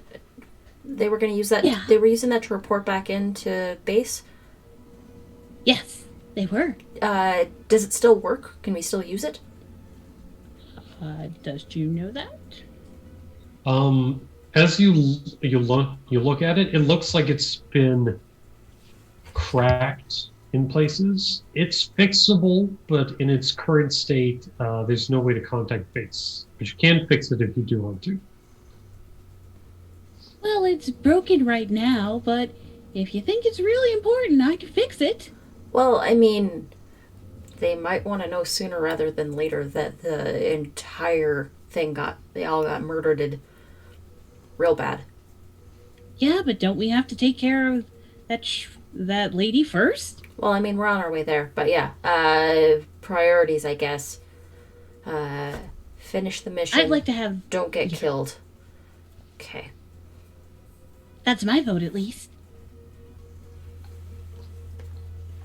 All right. We'll finish the mission let's first, continue. I guess. Yeah. All right. So guys head on into the building, and it's very Spartan-esque, except for a beautiful sight. About 8 feet wide in diameter is this intricate silver inlined circle carved with runes and almost like it's made out of a painting in the stonework. Did you recognize this all to be a teleportation circle? But you haven't seen one this big before. Usually the teleportation circles are either one use, or they're so small that only one person can go through them at a time before they need to be recharged. Oh, wow. This is way bigger than I expected. Must be special. Yeah. I also have magic training. I'm trained in the basics of magic, including the operation of magical artifacts and ciphers, and can attempt to understand and identify the properties. All right, go ahead and make me a tier 3 check for me. Then it would have been a tier 4. That's a 15. All right. As you look at this thing, you realize that this can teleport multiple people at once, that it is constantly on, there's no recharge time, but it does go only to one place. And that's, you can't make out the destination, but it seems based on the runes to read something like home, but also fortress at the same time. It's this odd Kyrenian word that you're not used to. You can make out bits of it where it would have translated to what you would now say home and fortress, but whatever this is old Kyrenian. It is ancient. This is real old. Yeah. This is like looking at Sumerian when you're in like the 16th century. It's kind of like that. Okay. We can go downwards. It takes us to a place called either it's home or fortress. Like a base, maybe? Well, if it's a fortress, that must mean there's really interesting things in there. I say we go. Hop aboard, I guess, then, because it'll take all of us at the same time. But, the only thing I'm worried about is if it's a one-way trip. But I guess nothing ventured, nothing gained? That's my motto. Alright. Callista's gonna hop on.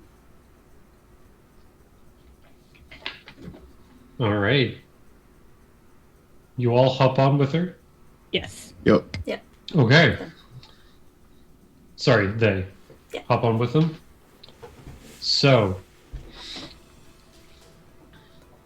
as you guys do, and Callista figures out how to work the runes, every time you've heard of a teleportation, it's always that there's this rush and people get sick. But that doesn't happen here. Instead, you watch as your bodies begin to dissolve into dust. But you don't feel any pain or anything, and you still feel yourself. But you watch as it almost turns to sand. And right as it's about to hits your eyes, you feel this need to blink, And you do, and when you open your eyes, you are in a completely different space. A long, dark hallway smelling of oil and blood, and you see or hear crackling of lightning off in the distance. It is pitch black in here. I've got the sword still illuminated. All right, as you look around, you see more bodies here. But these are the same purple robes that you've seen before with the masks. These are the other cultists. Their bodies are different. They weren't stabbed. They look as though they were eviscerated. There is blood splatter on the walls, and there's this thick black substance all over the floor in pools. I want to by the smell, they've been dead for a couple days. I want to try and discern what the black substance is. All right, go ahead and make me an intelligence check. Okay, and I have skill and knowledge. Mm-hmm. So that's gonna bump it down to a tier 4. Wunderbar. So you get a 12 or higher. That's a 5. 5. It feels greasy and a little bit like grit on your hand, and it's hard to get off. But you don't know what it is. It smells almost like ozone, but I don't know what it is. It's almost like oil.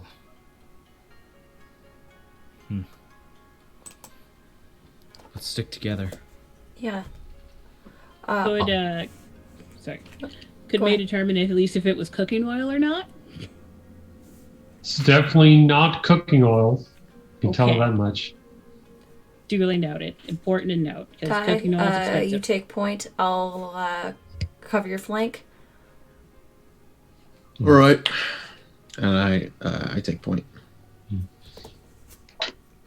Crystal. As you all begin to move down the hall, your shields gives off a soft glow for a brief moment. And then there's light in the hall. But it's a dark red as you watch as the walls around you become this almost neon red shine. And you guys watch as these small pinpoints of light in the walls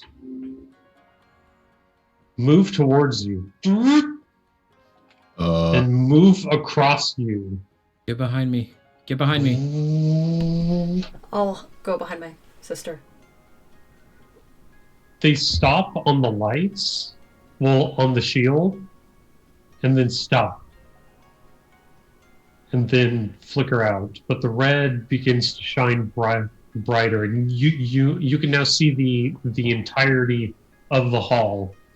And you can see off about 100 feet away is this giant colossus of what seems to be this perfectly circular ball of steel with what seem to be long limbs with cannons on each end, about as big as a horse.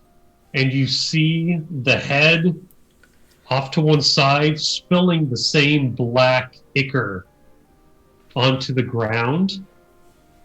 And you see a little zzz, zzz, zzz. Then you hear a voice coming from the walls. Artifact detected. State name and purpose.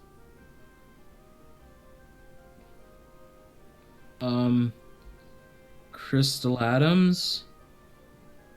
And we're looking for Shrike. have no record of Crystal Adams. You are not the owner of this artifact. Explain. Your records are outdated. The shield's been passed to a new owner. You watch as the red light kind of fritzes. Incorrect. Impossible. The Guardians will know of this. You will be detained. Miss Crystal, I think you said the wrong thing. Oh no, oh no, oh no, oh no, oh no. Callista Goliath unit.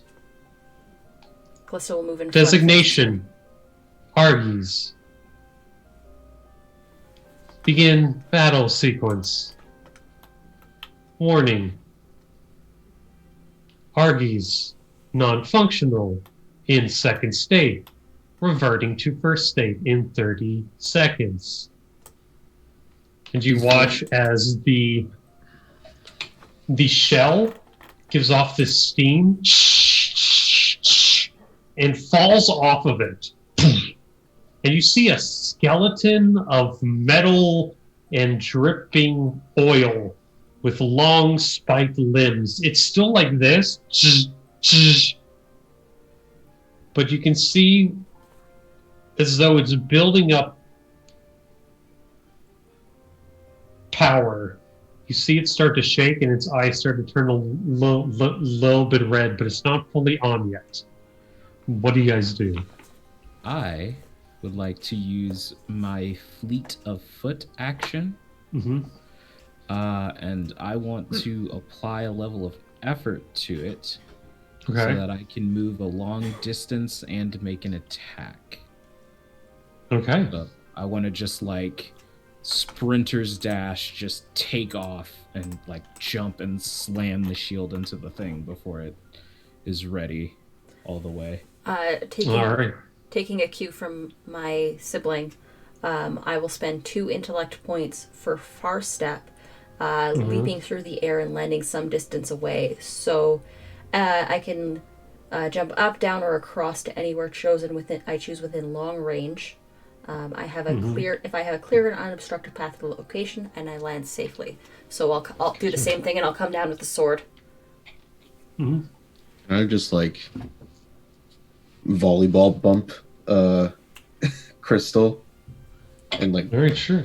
as she runs, I just Fastball special. boost. Okay. Very cool. Perfect. Crystal, make me a tier 3 check. Callista, make me a tier 4. Okay. Gotcha. Gotcha.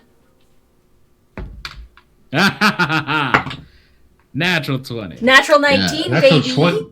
Oh my gosh. Yeah. Okay, Oh my go gosh. in, So go you in. Wonder Twin Powers activate. You rush past all the oil and without slipping, without tripping, just make it to this thing.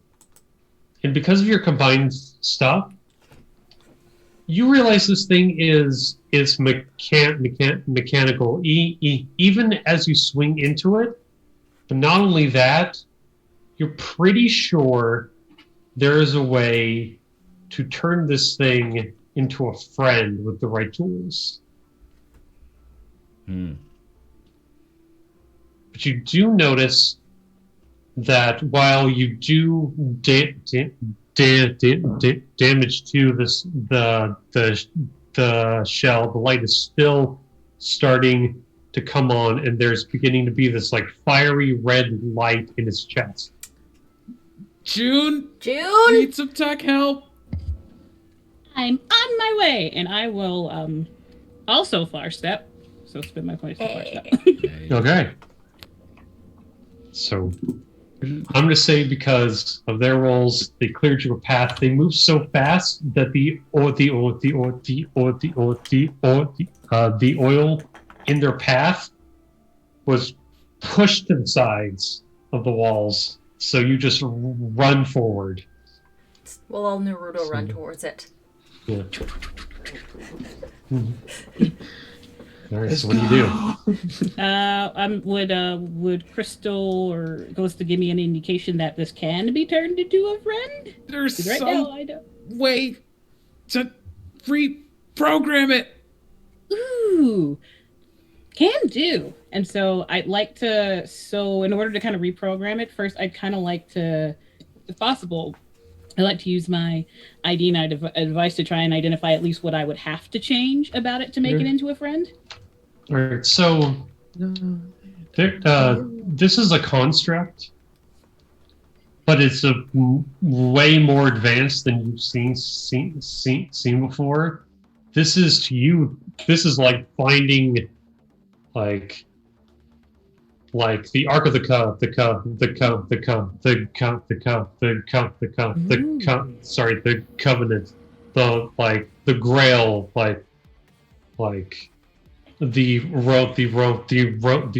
the Rosetta Stone. This thing is beautiful. Not only that, you notice that in the back of its head, there are wires and stuff in there that you can mess with its visual recognition to where if it scans you, it'll think you're on its side. You just need to move some things. If only you had the right tools for the job. Will a cupcake help? Cupcake won't help. Are you sure? Has it been tried? No. Well, I have some amount of like crafting tools and such. You do also have the cipher I gave you. Oh, right. That's right. I forgot. Yes, thank you for reminding. Yeah, I will definitely be using that cipher. Perfect. Thank you for reminding me. All right, so like a technician working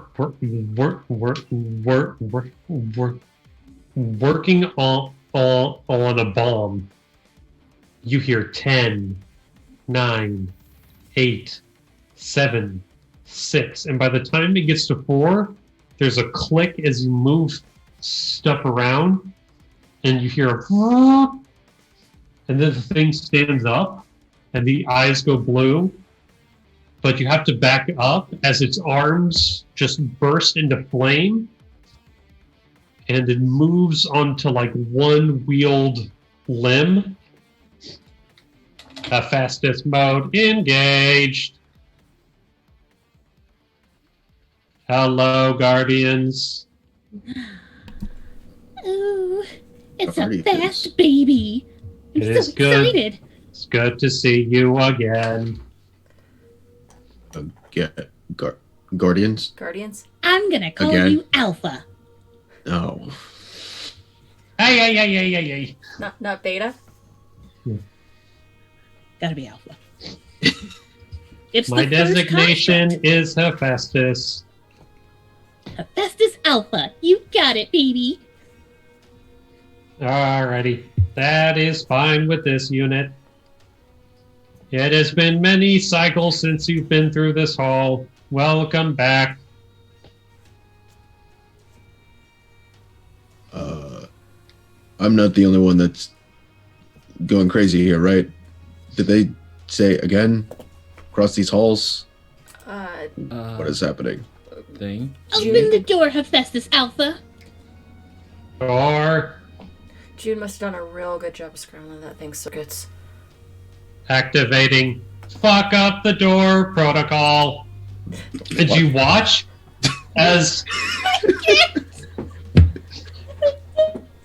you watch as almost like jet flames shoot out of its arms, and you watch as its hands turn into giant circular buzzsaws, and it brings it up and slams into the steel doors behind it, and there's this crash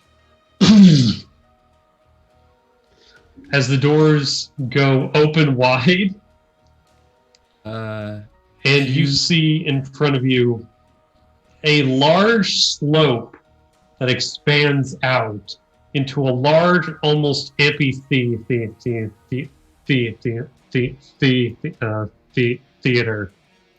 And you can see a number of robed figures down below, one taller than the rest, around what seems to be a rift. Hephaestus turns around. That door should have known its place. Good job, Hephaestus Alpha. Thanks for making Yeah. it so we don't have to fight that thing, June. Oh my god. Looking at, I'm gonna look, sort of try and peer down the robed figures. Are they in purple robes? Yes. Okay. Oh. Go ahead and make an intelligence check. Yeah, for sure. I do have an skill in perception involving sight. Yep, so it's going to be a tier 3. Okay, cool. It's an 11. All right, 11. So you look down, and these are definitely of the same cult, but one stands out the most. Standing about 7 foot tall, you see a robed figure, but with long horns coming out of the back of the cloak, and a long serpentine tail also coming out the back. And they seem to be in front of a giant blue, no red, no orange, no purple, no green, yellow, silver, gold, red crystal that's hovering above a pedestal, surrounded by statues of what seem to be warriors in complicated, beautiful armor.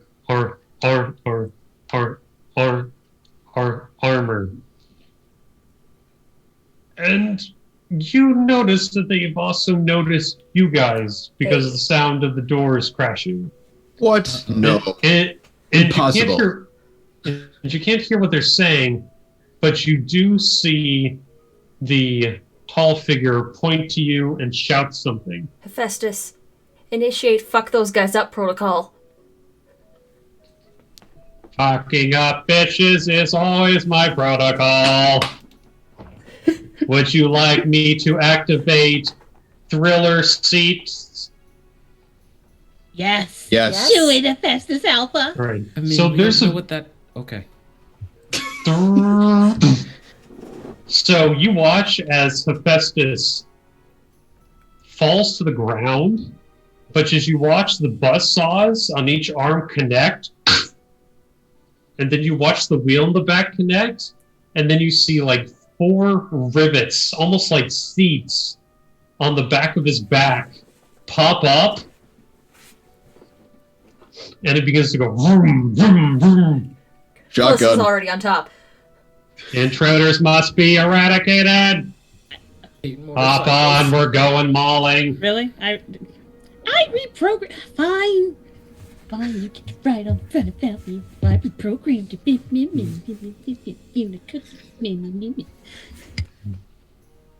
Right, so you all get on, and with a roar, and you watch as the face of Hephaestus begins to spew fire. You would have had to take in this rickety elevator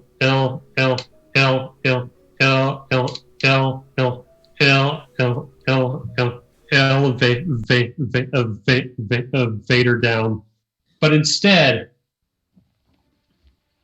Hephaestus jumps onto the slope and begins to drift like a F1 car down the slope, spewing oil and flame.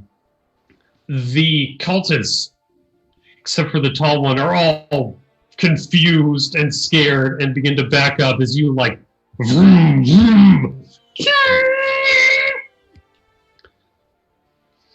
slide down the slope, and in no time at all begin to move into their ranks and begin to do a few circles.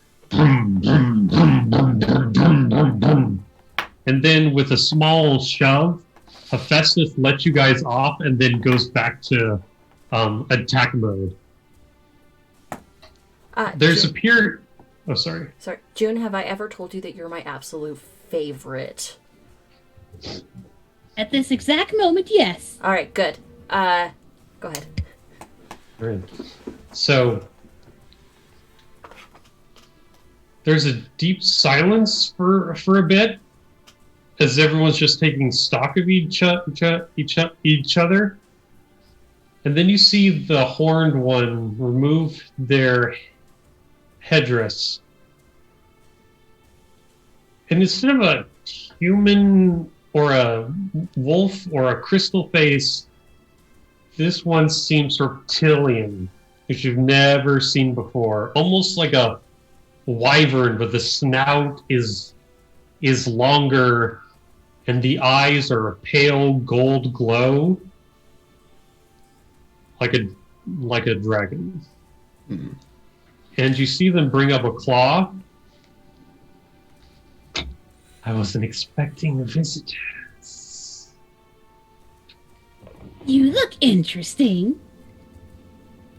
I'm gonna make the wild assumption that you're Lady Lady Shrike. Shrike. Yeah. How do you know that? A little birdie told us. Well, it seems that you know way too much. Minions, attack! We're gonna go into initiative. Okay. Alrighty. It's time to conquer Earth. Great. Alright, so Rita repped everybody will- Pulsa. Yes. it's almost, yeah. Initiative 10,000 years, I finally have this crystal! Yeah. The dumpster. So initiative Okay. is your speed. Mhm. If you are trained in speed-based initiative, that means that you go first for the sake of initiative, I believe. Is that right? Mhm. Am I think right? so. Okay, so I my think so. speed pool is 9. So Okay, that'll so probably be the 9 bottom for place. you. Alright. What if I have Uh, an edge in speed? Does that do anything or no? I think so. What's your total speed pool right now? My total speed pool is 12. 12? Alright, so you have a 12. June, what's yours? 14. Hmm? 14. 14. 14? Alright, so give me a second. June 14. I 12. Ballista 9. 9. And Crystal, what do you have? My speed pool is a 12. 12? Alright. Okay, so I'm gonna say since Dai has the edge, they'll go first. Okay. Alright, so we're finally getting to combat. So at the top of the round, it is Hephaestus' turn as he revs up his chainsaw arms and crashes into one of the cultists and just rips into him. The guy screams and is flown away. Next up is Lady Shrike, unfortunately.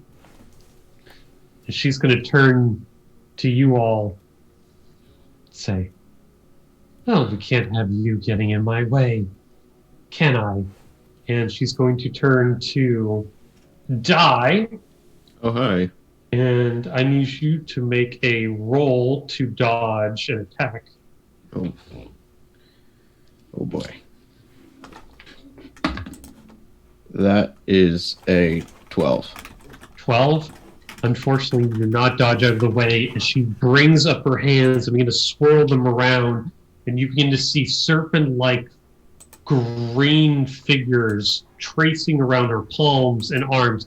And she brings out her hand, and there is an explosive snake head that streaks out into you and bites into you before it explodes.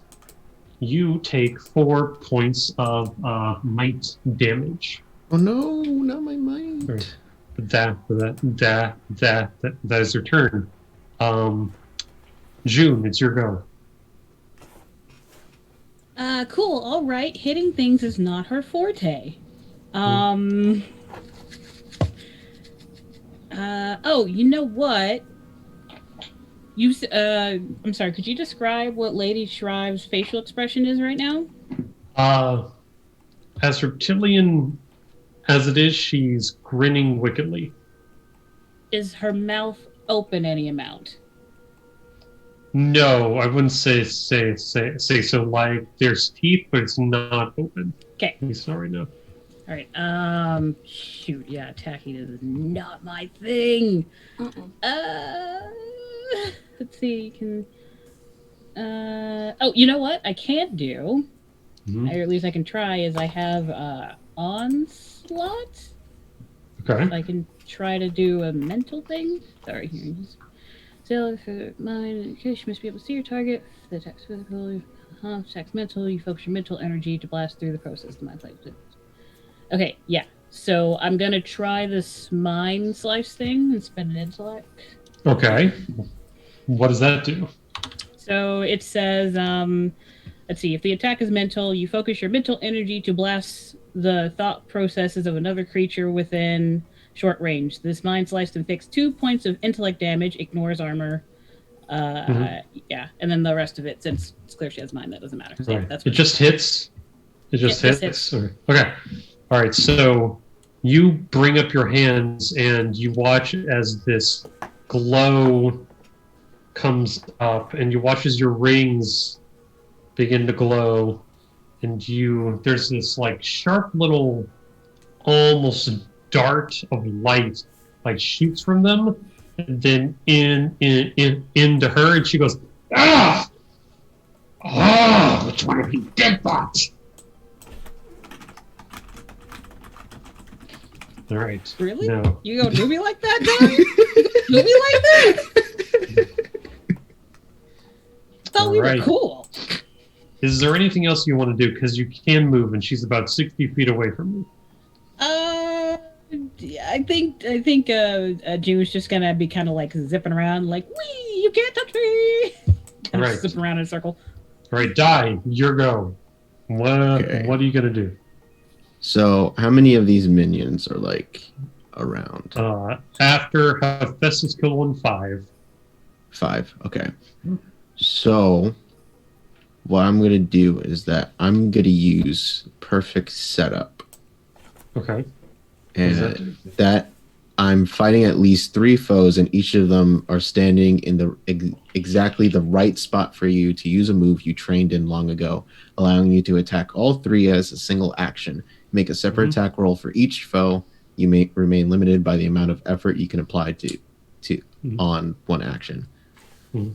So I kind of want to use kind of like, I wanted to start running up to them and like kind of pick out 3 of them that kind of like takes me towards the crystal. Mm-hmm. And what I'm going to do is just kind of like,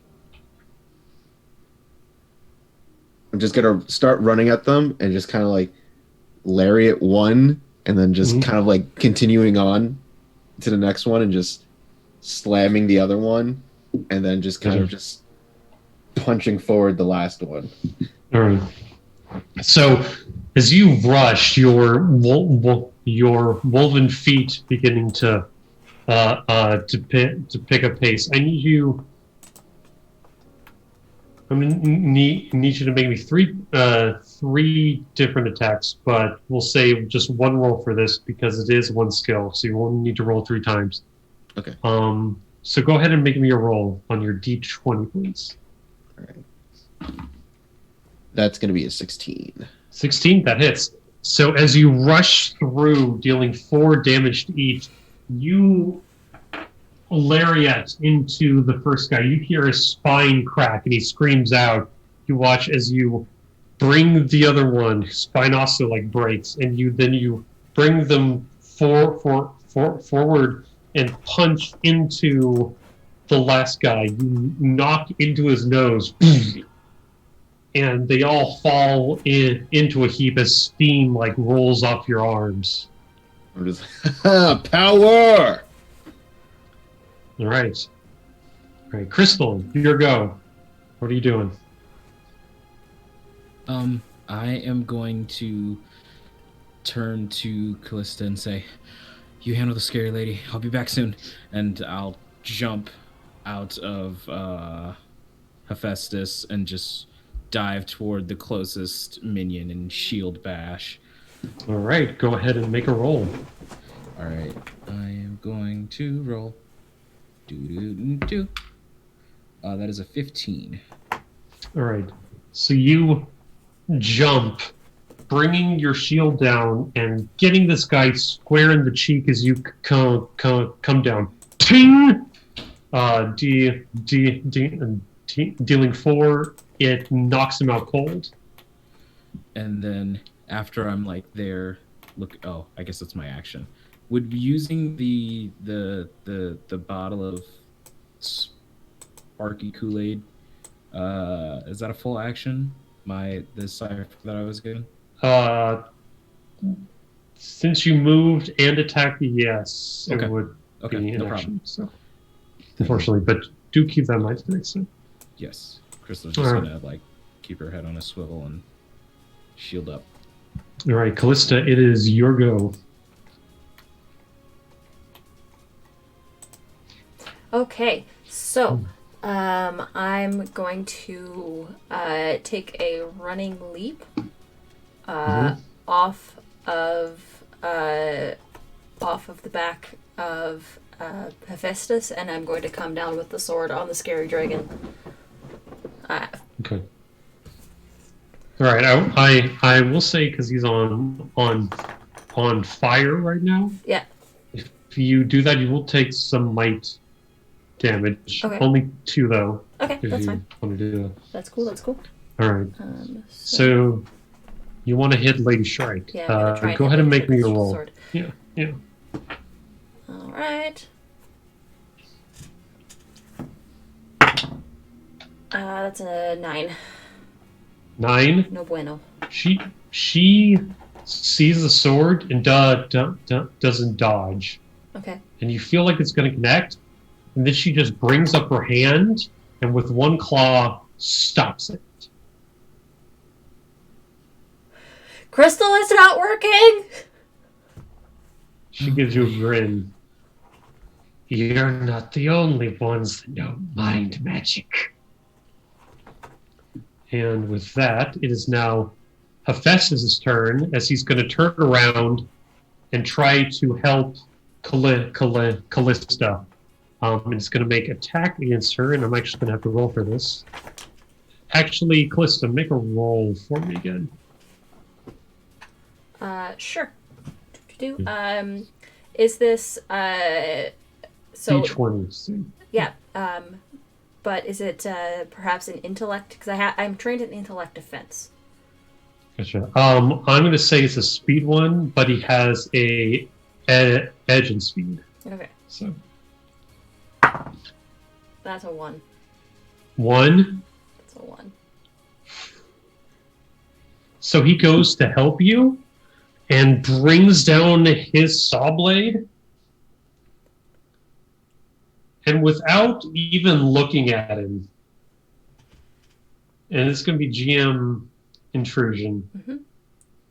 She's going to bring up one hand, it's going to glow, and she's going to swat at the air, and Hephaestus breaks into pieces. Shatters. Not good. Not good. Not good. Not good. So I get the experience point for the GM intrusion then. Yes. Okay. I will throw the other experience point to die.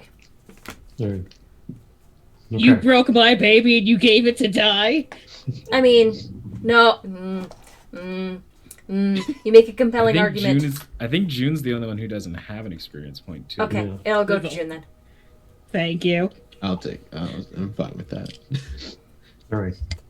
All right. Now it's her turn. Joy. Lady Shrike looks to you, Callista. I'm going to enjoy going through your mind. And she brings up her hand, And I need you to roll against her attack.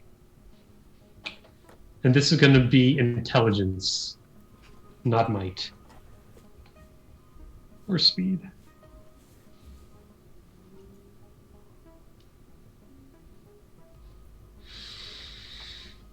If there was ever a time to spend from your pool. So, fun fact. I can do a player intrusion. Ooh. Inexplicably unbroken.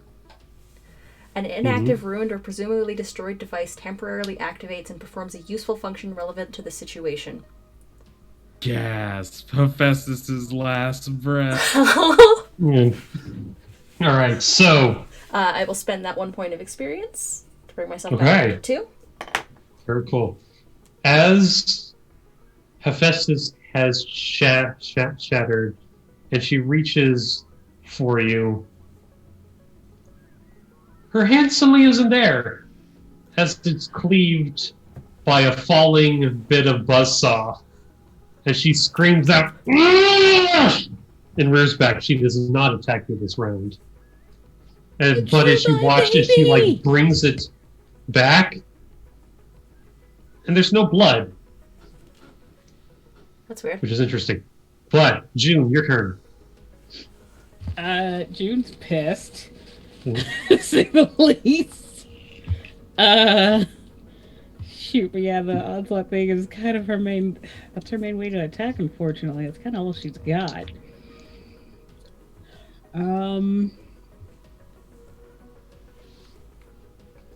Yeah, no, I think she'd go for that again, because it worked before. She's got the intellect to spare. All right. Go ahead and give me a roll. Hey. And who are you Oh, this is going to be against Lady Shrive. Okay. That's a natural 18. 18? Mm-hmm. Oh, please tell me. Please. Don't do this to me. My Kokoro can't take this. Doki doki. So that is a 18, which would be a 9. Yeah, that does hit. Oh, that does hit. That does hit. Yes! Yes! Oh no, I don't like that. Let me avenge my son! All right, how much damage do you do? Well, I think it's still only the 2, right? Because it's the same... Yeah. Yeah. So 2? Yep. You smack into her as she's just reeling. And you do damage. But she doesn't seem as affected. I don't like that. Don't like that. Hi. Die, it's your go though. Okay. So, how close am I to this multicolored crystal? Probably within 10 feet. Is there anyone in my way towards it? No.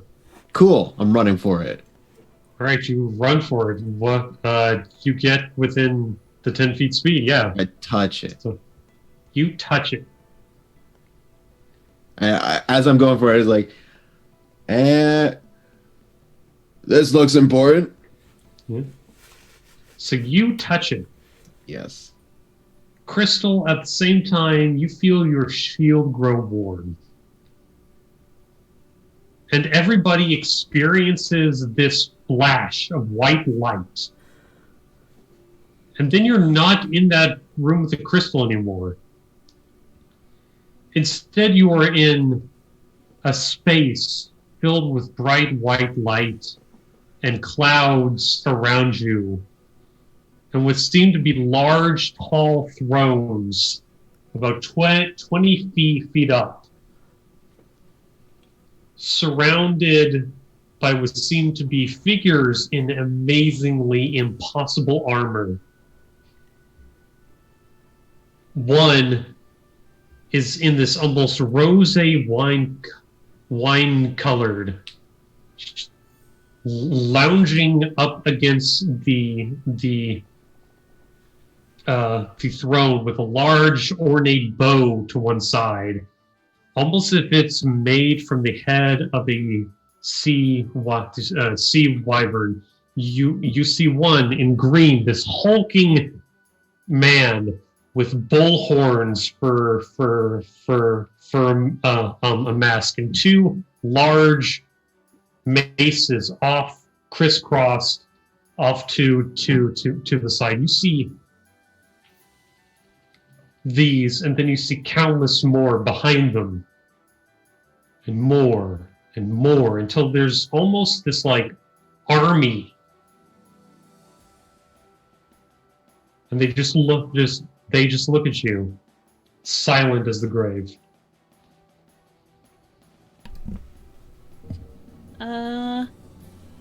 Hi, I'm June Shoemarch. Who are y'all? What just happened? Di, what did you do? I touched it. You touched what? The crystal. Why do you guys keep touching things? It seemed important. They wanted it. I needed to get it away from them. It's more interesting this way. You watch as the one in the middle, female in form, with a lion's head mask and a large spear off to one side, bring up her hand in this silence motion. And as you do, the crystal appears once again in front of you.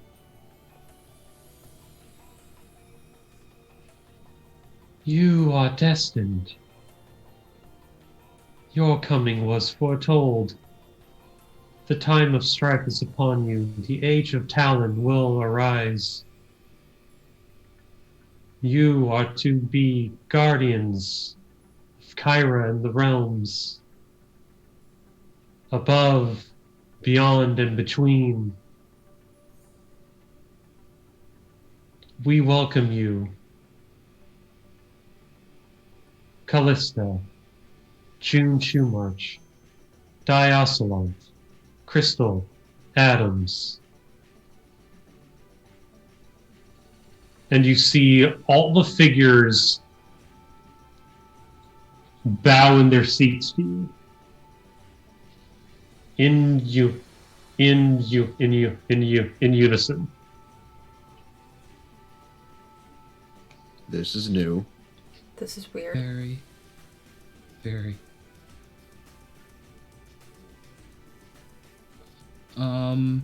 Will you take up the charge to defend the innocent, protect the world from its destruction?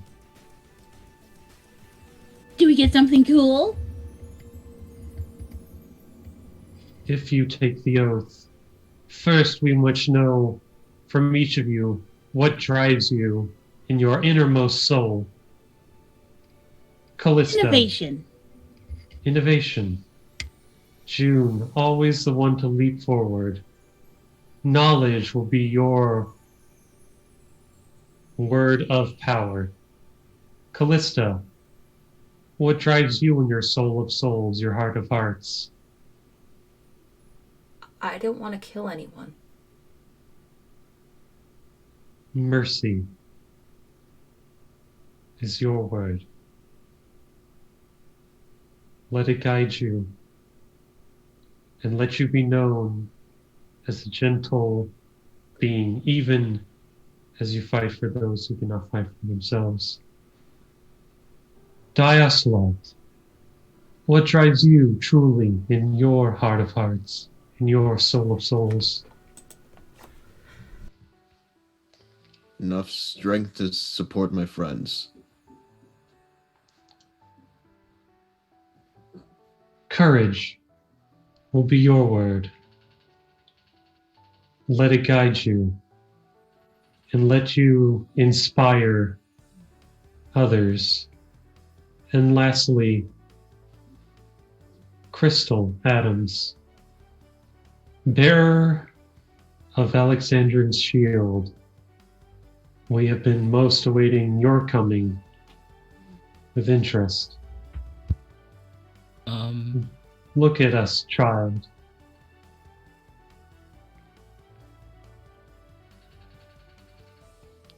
I What guides you in your heart of hearts, in your soul of souls. I've always been surrounded by amazing people. I want to help them be the best that they can. Hope, then, will be yours.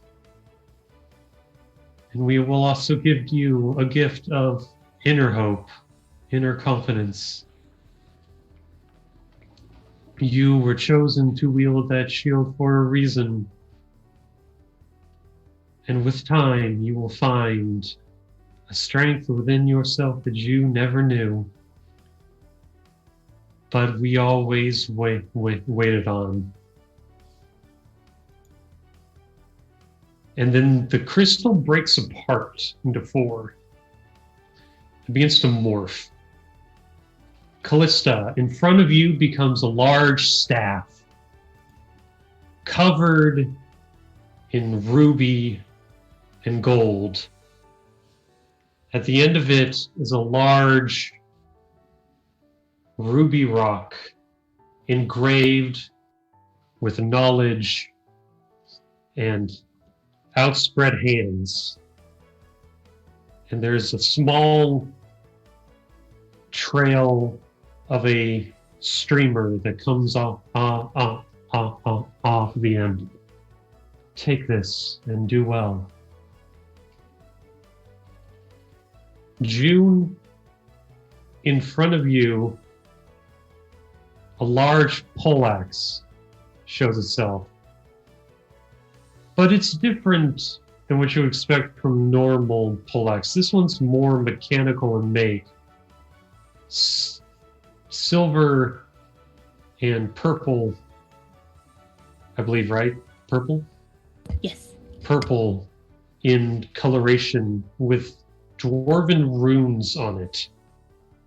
But at the head of it would look to be exhaust pipes coming off of one end. And then you notice that there's this like little rev like engine on in the middle of it. And at the end is a serrated blade. While you did not know him long, perhaps his essence will be with you. Use it well, and go forth. And die in front of you two sets of what seem to be silver with sapphire wolves dancing across each finger claws that go over your hands. And as you put them on, you watch as the silver morphs up your arm and does this little scaled input, like, and up to your elbow. And you feel this almost frost to it. Let the wolves of the north empower your strikes. Use them well and go forth.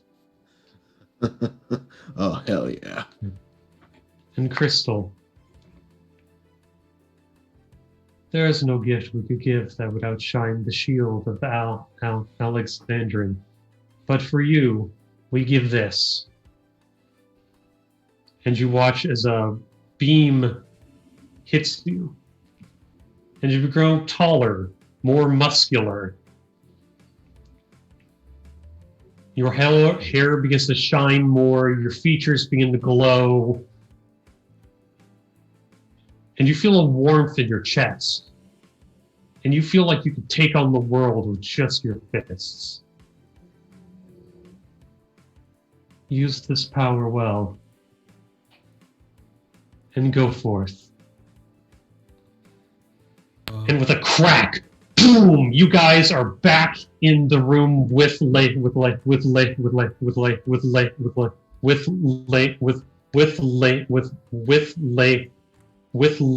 with Lady Shrike, Callista, you are encased in this magnificent archmage robe that drapes across the floor, billowing arms covered in gold and red armor.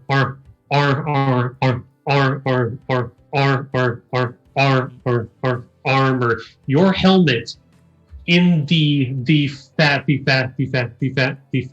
fashion of a blazing phoenix wings that spread behind you with this tuft of fur that goes down past. June, you show back up in this amazing purple and silver suit of like this almost mechanized power suit. You are huge in this thing, and your mask is that of a bull with horns.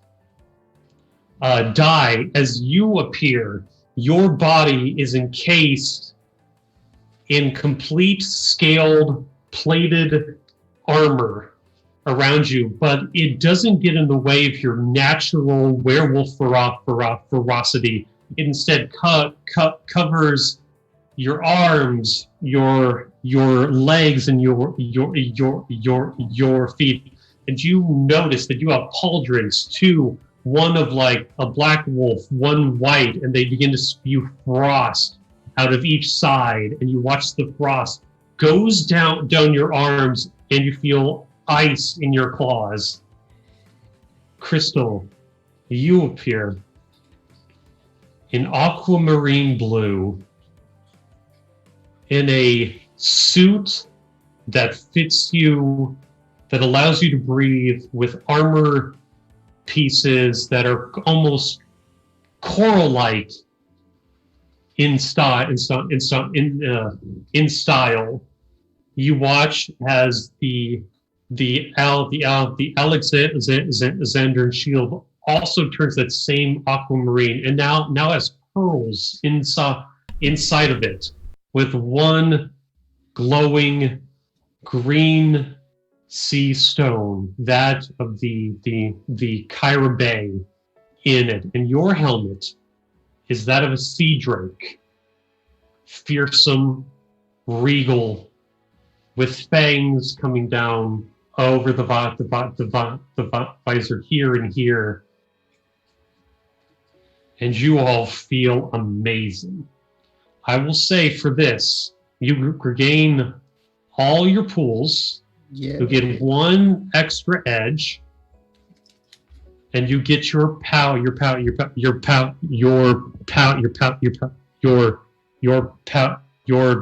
ships. Since it was Dai's turn, we're going to end it there. And Crystal, your go, as Lady Shrike looks at you. It seems that her arm is starting to grow back. It's like, what? No! The power is supposed to be mine! Broke my friend's robot. And I'm going to punch her in the face with my shield. All right, so, as you do, you guys see that Crystal doesn't walk. She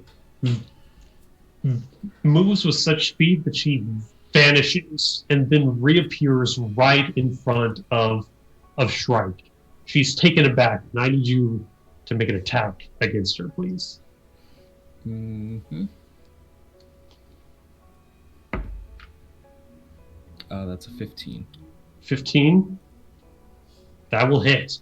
So, as you bring up your shield, you uppercut into her, and there's a boom. And there's a flash of a torrent of this geyser that emanates from your shield and hits her with such force. There's this explosion. She rockets up to the roof and slams into the stone, breaking it apart as she's stuck in it. You'll do 6 damage with that instead of 4.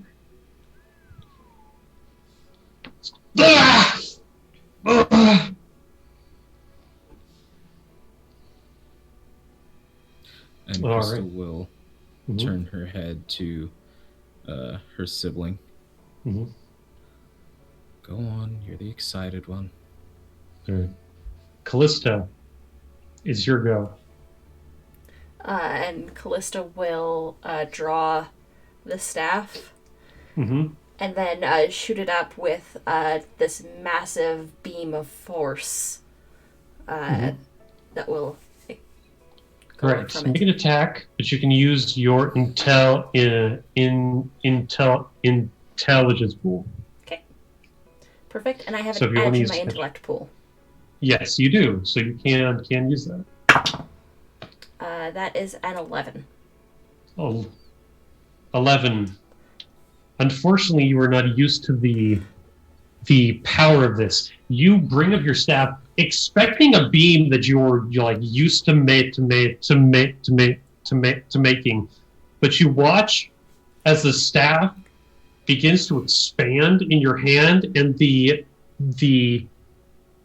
crystal turns into this almost cannon-like structure at the end, and you hear it rev up, and you are almost yanked back as this giant beam of this phoenix with wings screams out and slams into the rock right by Shrike. The impact sends rocks raining down all around you, but it causes her to fall down onto the ground. Boom! Ah! As like blood comes out of her mouth. Sorry, I still need to figure this part out. Right. All right. It is Shrike's turn. She is prone right now, so she's gonna get up and no, and she's gonna open up her mouth, and then there's gonna be a small little bead of light, and then there's a crack, and that anime-like sheen as she shoots this plasma beam right at Die. Die, and you can make a roll. Yeah.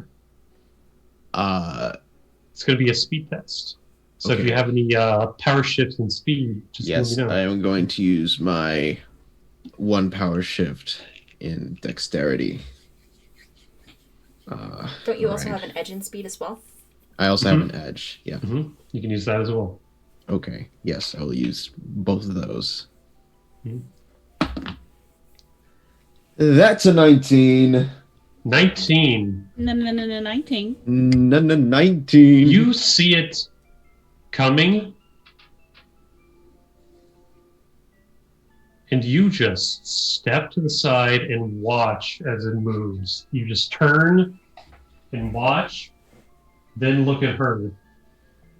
And you notice that she must have expended a lot of stuff. You could probably get a quick hit in. So you, without thinking, rush towards her, claws outstretched. Make me a quick attack, please. That's a 16. 16. That will hit. Yes. As you slice into her, you feel as you're bringing up your fist, the claws begin to howl softly. And there's this brick of ice that shoots out of them and slams into her, making her stagger.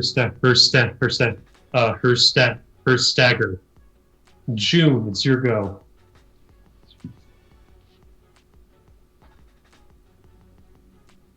Uh-oh.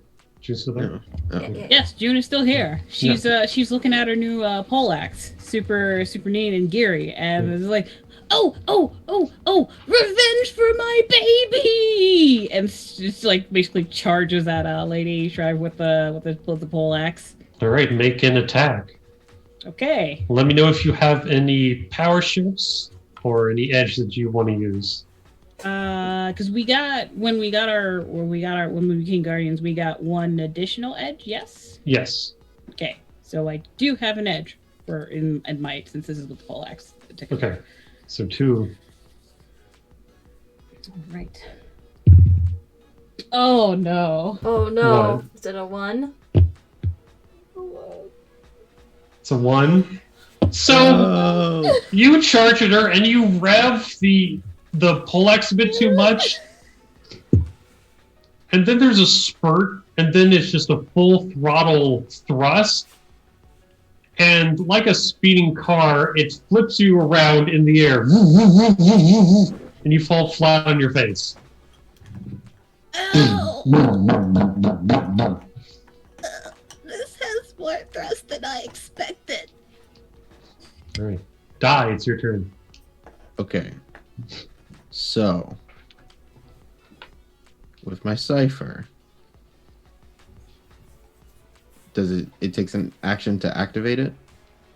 Yes. But I think for this, it'll take a movement, but you're right by her. So.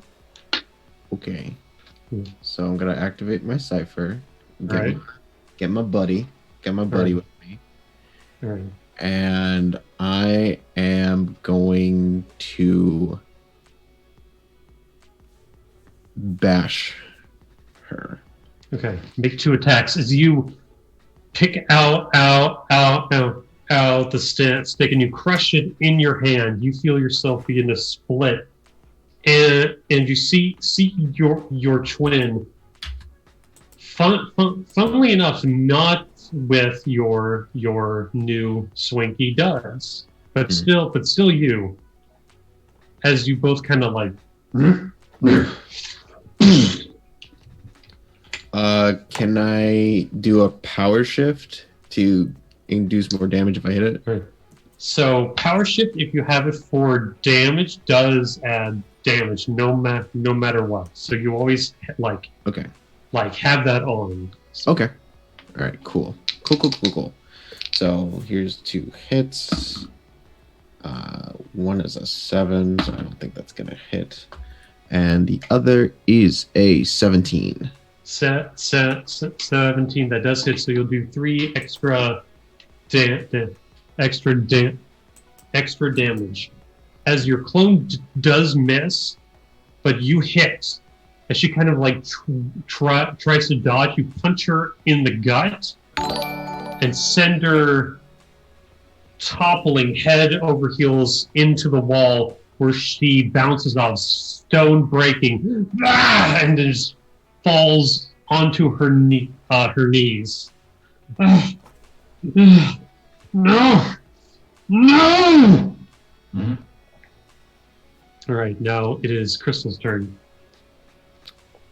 Crystal will move over to Shrike and say, "Give it up, Shrike.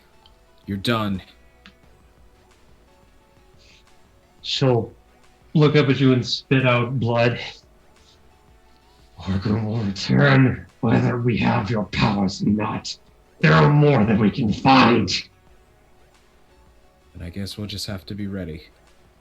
And I want to knock her out with my shield. Okay. Okay, so go ahead and make me an attack roll. Okay, dope.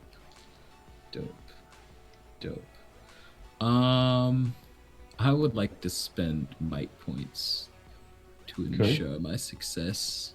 Okay, go ahead and roll. I will spend 3 might points. Mhm. No, 4 might points, and I have an edge in might as well. So Okay. 5 total reduction. That is a 15 rolled. All right, so 15, so that's good. The rules don't say that you can knock somebody out until their hit points are done, and they're not quite done with this, but you do whack her upside the head and slam her into the ground.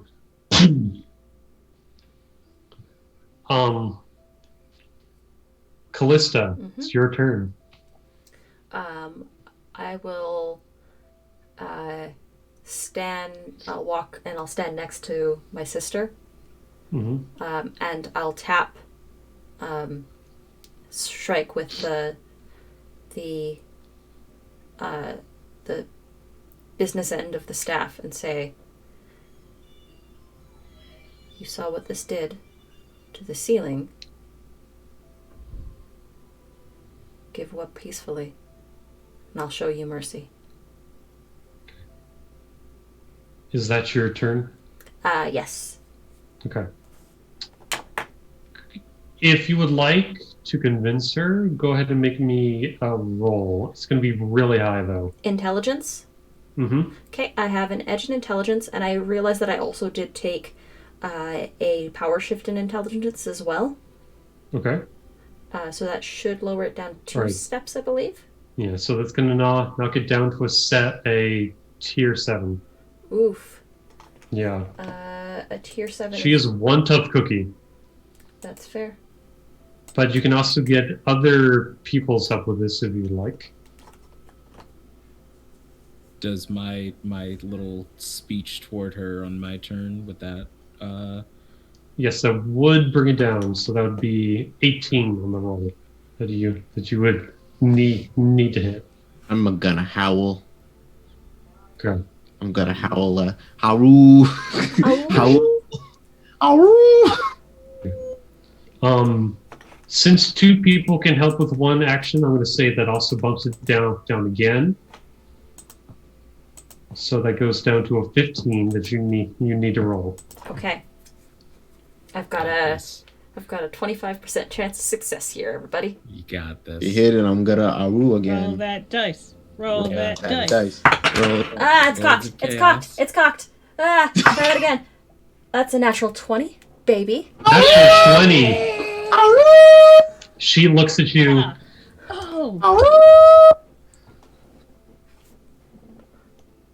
And just looks towards the rift in the middle of the room. Waves her hand, and the rift is gone. She was going to escape into that on her next turn. But she looks at you and says, I surrender.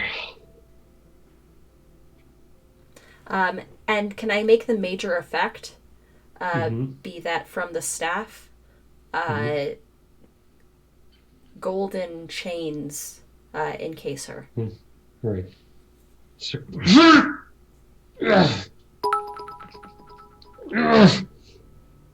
Fair play. Crystal will stick her hand out for Callista to give them 5. Wait, With that slap, D. Other way. Nope. Other way. God. Yeah, we did it. Perfect. you hear this.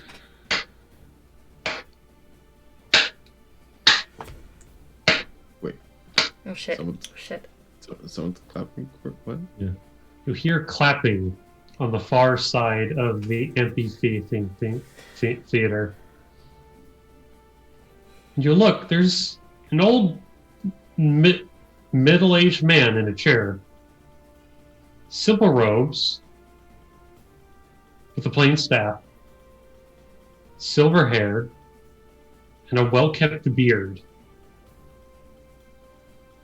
Sipping tea, of all things.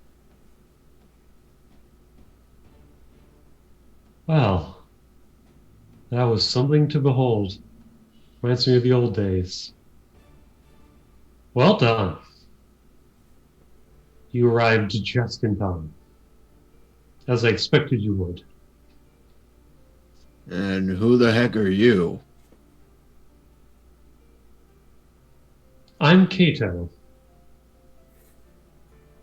god of truth, prophecy, and hope. It's very nice to meet you. And this, as he snaps his fingers, you hear a rumble around the room as the walls begin to shake, letting off dust. You feel yourself begin to rise, but you don't know where from.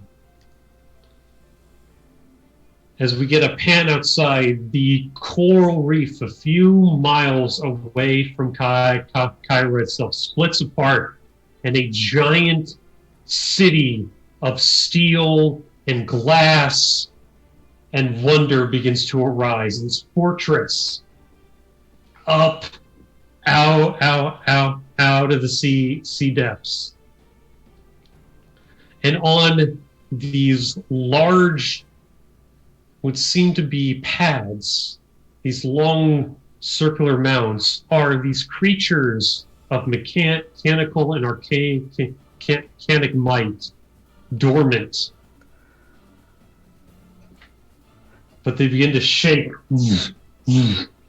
One, a bull. One, a phoenix that cries out.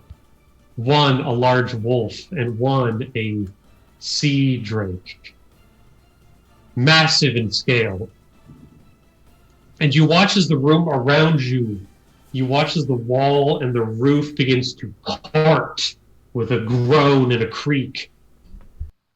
And you watch as the water spills off and the bright sunlight of Kyra's Bay hits you. And you see these creatures around you. And Kato says to you, "This is your home. Let's get to work." And he smiles. Now, before we do that, though, would anyone like some tea? And we're going to cut it there. Awesome. Yes! That is it for Power Awakens, Transformation in the Temple, in the old ruins. See if I can get these off. So I'm gonna need that armor in real life. Right? Yeah, that's a thing. You know, For reasons. I hope you like it, and I hope that Chad liked it too. Yes. How could But I not? that is Kyra, and that is this story. I've always wanted to try to make it work, and it's worked in a home game, and now I can share it with you all. So thank you so much for well allowing. done, Kayla. Thank you. Well Well done. done, Kayla. Well Brava. done, Kayla. Brava. Absolutely. But I'm gonna leave it to Anita now, Yeah. as they decide what we do next. Wow. Applause. That was Power Awakens, Transformation in the Ruins. That was a Cypher System one-shot. Wow. That was amazing. Kayla, why don't you tell us who you are, where we can find you, what you do on the internet, and we'll do and I guess we'll go favorite parts about this whole thing. Great. Well, I am Kayla. I'm a trans woman. You can find me on Twitch and Twitter at Kaleidoscopes. I talk about TRPGs, games. I do a bunch of memes every now and then, and I am a TTRPG creative designer. So if you are interested in that, come check that out. And I think that's all it. That's all for me. We'll move it along to D or Devel. Oh, hi. I'm D. I've found Snapcam. You're all doomed now. I am a voice actor, musician, streamer, professional GM with the Emerald City Gaming Guild. And if you want to check out some of my work, you can find me in Crimson Spires playing Julian, one of the lead romance roles in Woodsy Studios' new visual novel. My favorite moment... man, I gotta be selfish. It's the She-Ra transformation. That's definitely the She-Ra transformation. Like that's, yeah, it's good stuff. Good stuff. I was like, can't give her this, but She-Ra though, I can give her that. Absolutely. Moving along, we have AJ. Hi, I'm AJ, also known as Hoosha Kid on Twitch, TikTok, and Twitter. I am coming up on. I'm gonna be on Sunday, Second City Saviors. Right here. Right here. Come back on Sunday for Second City Saviors. We're oh god, what are we gonna do? I don't know what we're doing next in that one. And I'm also in another campaign on Twitch called Foul and Friends. They are found on Misty Mountain Legends on Twitch and on YouTube, and that will be on December 3rd, I believe. Yeah, and I literally had my favorite part in my head, and I was like, what could it be? The fact we get swords. Well, yeah, I mean, we got Zord. Like, literally everything was just, I don't know. I can't pick a favorite. Everything was so good. Everything was so good. AJ's also super excited because the whole reason we met was because we were supposed to play in a Sentai one-shot that never panned out. And we finally got our Sentai one-shot. Well, I hope you liked it. Yes, I love it. I'm glad you had a good time. I loved it so much. I finally get my Sentai transformation. I finally get my Zords. I'm happy.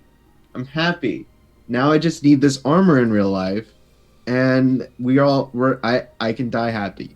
You guys should follow Who She Kid on Twitter, on TikTok. Mm-hmm. Yeah, I thought you were Die Ocelot. No. You can't know me. I just did several times. You can't. Well, I negate your no. So there. Speaking of moving right along, we'll move on to Alicia. Hi, I'm Alicia, or NNG9 on Twitch, NNG98 on Twitter. You can find me here on Critical Misses on Wednesdays with Anita and a bunch of other lovely people. And yes, I will still talk the same exact way to D. Them being the master of ceremonies has no effect on that. Also, Snake, Keeper of Snakes. I don't control them, I just keep them. Yes, so puns, snakes, and cursing. Tune into my streams for that. It's a good brand to have, let's face it. Favorite moment Boop the of the show. snoot. We have a request. Yes. Chat for booping the snoot. Oh, I have to boop it. Well, where's the snoot? Where's the snoot? Oh, no, come back here. I gotta boop it. Yes. Oh, boops. You get the boops. It happened. There you go. The snoot. But yeah, favorite moment, hands down, fuck up the door protocol. 100%. Yeah. Yeah. Okay. Yeah, that comes back to me. Hi, I'm Anita or Panita or Critical Misses. You can find me everywhere online under Panita or Critical Misses. This is my channel. This is my stream. This is what I do. You can find me here tomorrow morning for Morning Ritual. Our guest is going to be Game Dad or an Orient. We're going to be talking all sorts of TTRPGs. Yes, I know there was some controversial pie opinions posted on Twitter today. That might... yeah, by the way, yeah, June exclusively bakes sweet potato pies. They're all pies because pumpkin is nasty and pecan is not much better. I said it. Fight me. Oh, is that what that whole thing was for? I'm glad I blew up your car. But Does pizza count as a pie? Only in Chicago. This is pizza pie. Chicago it does. That's true. Not. Noir's gonna fight somebody in here. Yeah, you can find me here tomorrow for Morning Ritual. You can find me here Sunday for Second City Saviors with D and Husha. That's so soon. I know it's so soon. I have to compile my notes again. I have to rewatch the last episode. Yeah. That's where I'm at. If you haven't watched it, you super should. It's so good. Speaking of, all our old episodes, including this one, will be uploaded to our YouTube a little bit after the date. So check it out there if you want to watch all our VODs of all our shows. We just recently updated the YouTube, so that's the second part, or the third part of Second City Saviors. The episode entitled Rewind is now up there, so you should be able to watch it, including all the Second City shows. Also, on Mondays, you can catch me here again for Talk of the Deep, which is a talk show based around Song of the Deep, which is over on Encounter Roleplay's channel. Tuesdays, you can find me over on Madame Gandalf's channel for a spooky, scary cult game. Wednesdays, you can find me here for Vampire, the Masquerade. Thursdays, I'm probably going to sleep. Wow, I took a page from Noir's book there. And then, as for one-shots, if y'all like one-shots, I might convince Kayla to come back and maybe make this a couple-parter with some more Sentai goodness. We can certainly talk about it. We can probably talk about this. We can talk about this and do this maybe as like a limited series, maybe like a 5 to 6-parter. Possibly. Possibly. Yeah, we've got some oh heck yeses in chat and absolutely and heart eyes. That sounds like the folks watching liked it a whole bunch. Yeah, so we'll talk about that. But I guess that's about all from us tonight. Is there anyone we can raid? D, I raise you brownies, but with pecan pie filling on top of Kung it. Fu Pie is streaming over on Dicey Amazons. Oh, yeah, we can go check out Pie. They're great. You know what? You're a smart guy. Yeah, I've done it before. I'm here for this. It's great. Big brain. So yeah, we are gonna raid Dicey Amazons because they're amazing and Pie is the best. What should our raid call be? It's Morphin time? It's morphin' time. Yes, it's morphin' now time. that It's gotta be. It's morphin' Now time. that you said it, I mean, Yeah, our raid is gonna be It's Morphin time. Don't sing the song though, otherwise Nope. you'll get. No. Don't I do had it. to restrain myself from doing it. No. Stupid DMCA. So yeah, we will be raiding Dicey Amazons. If you have emotes, toss them into chat along with It's Morphin time.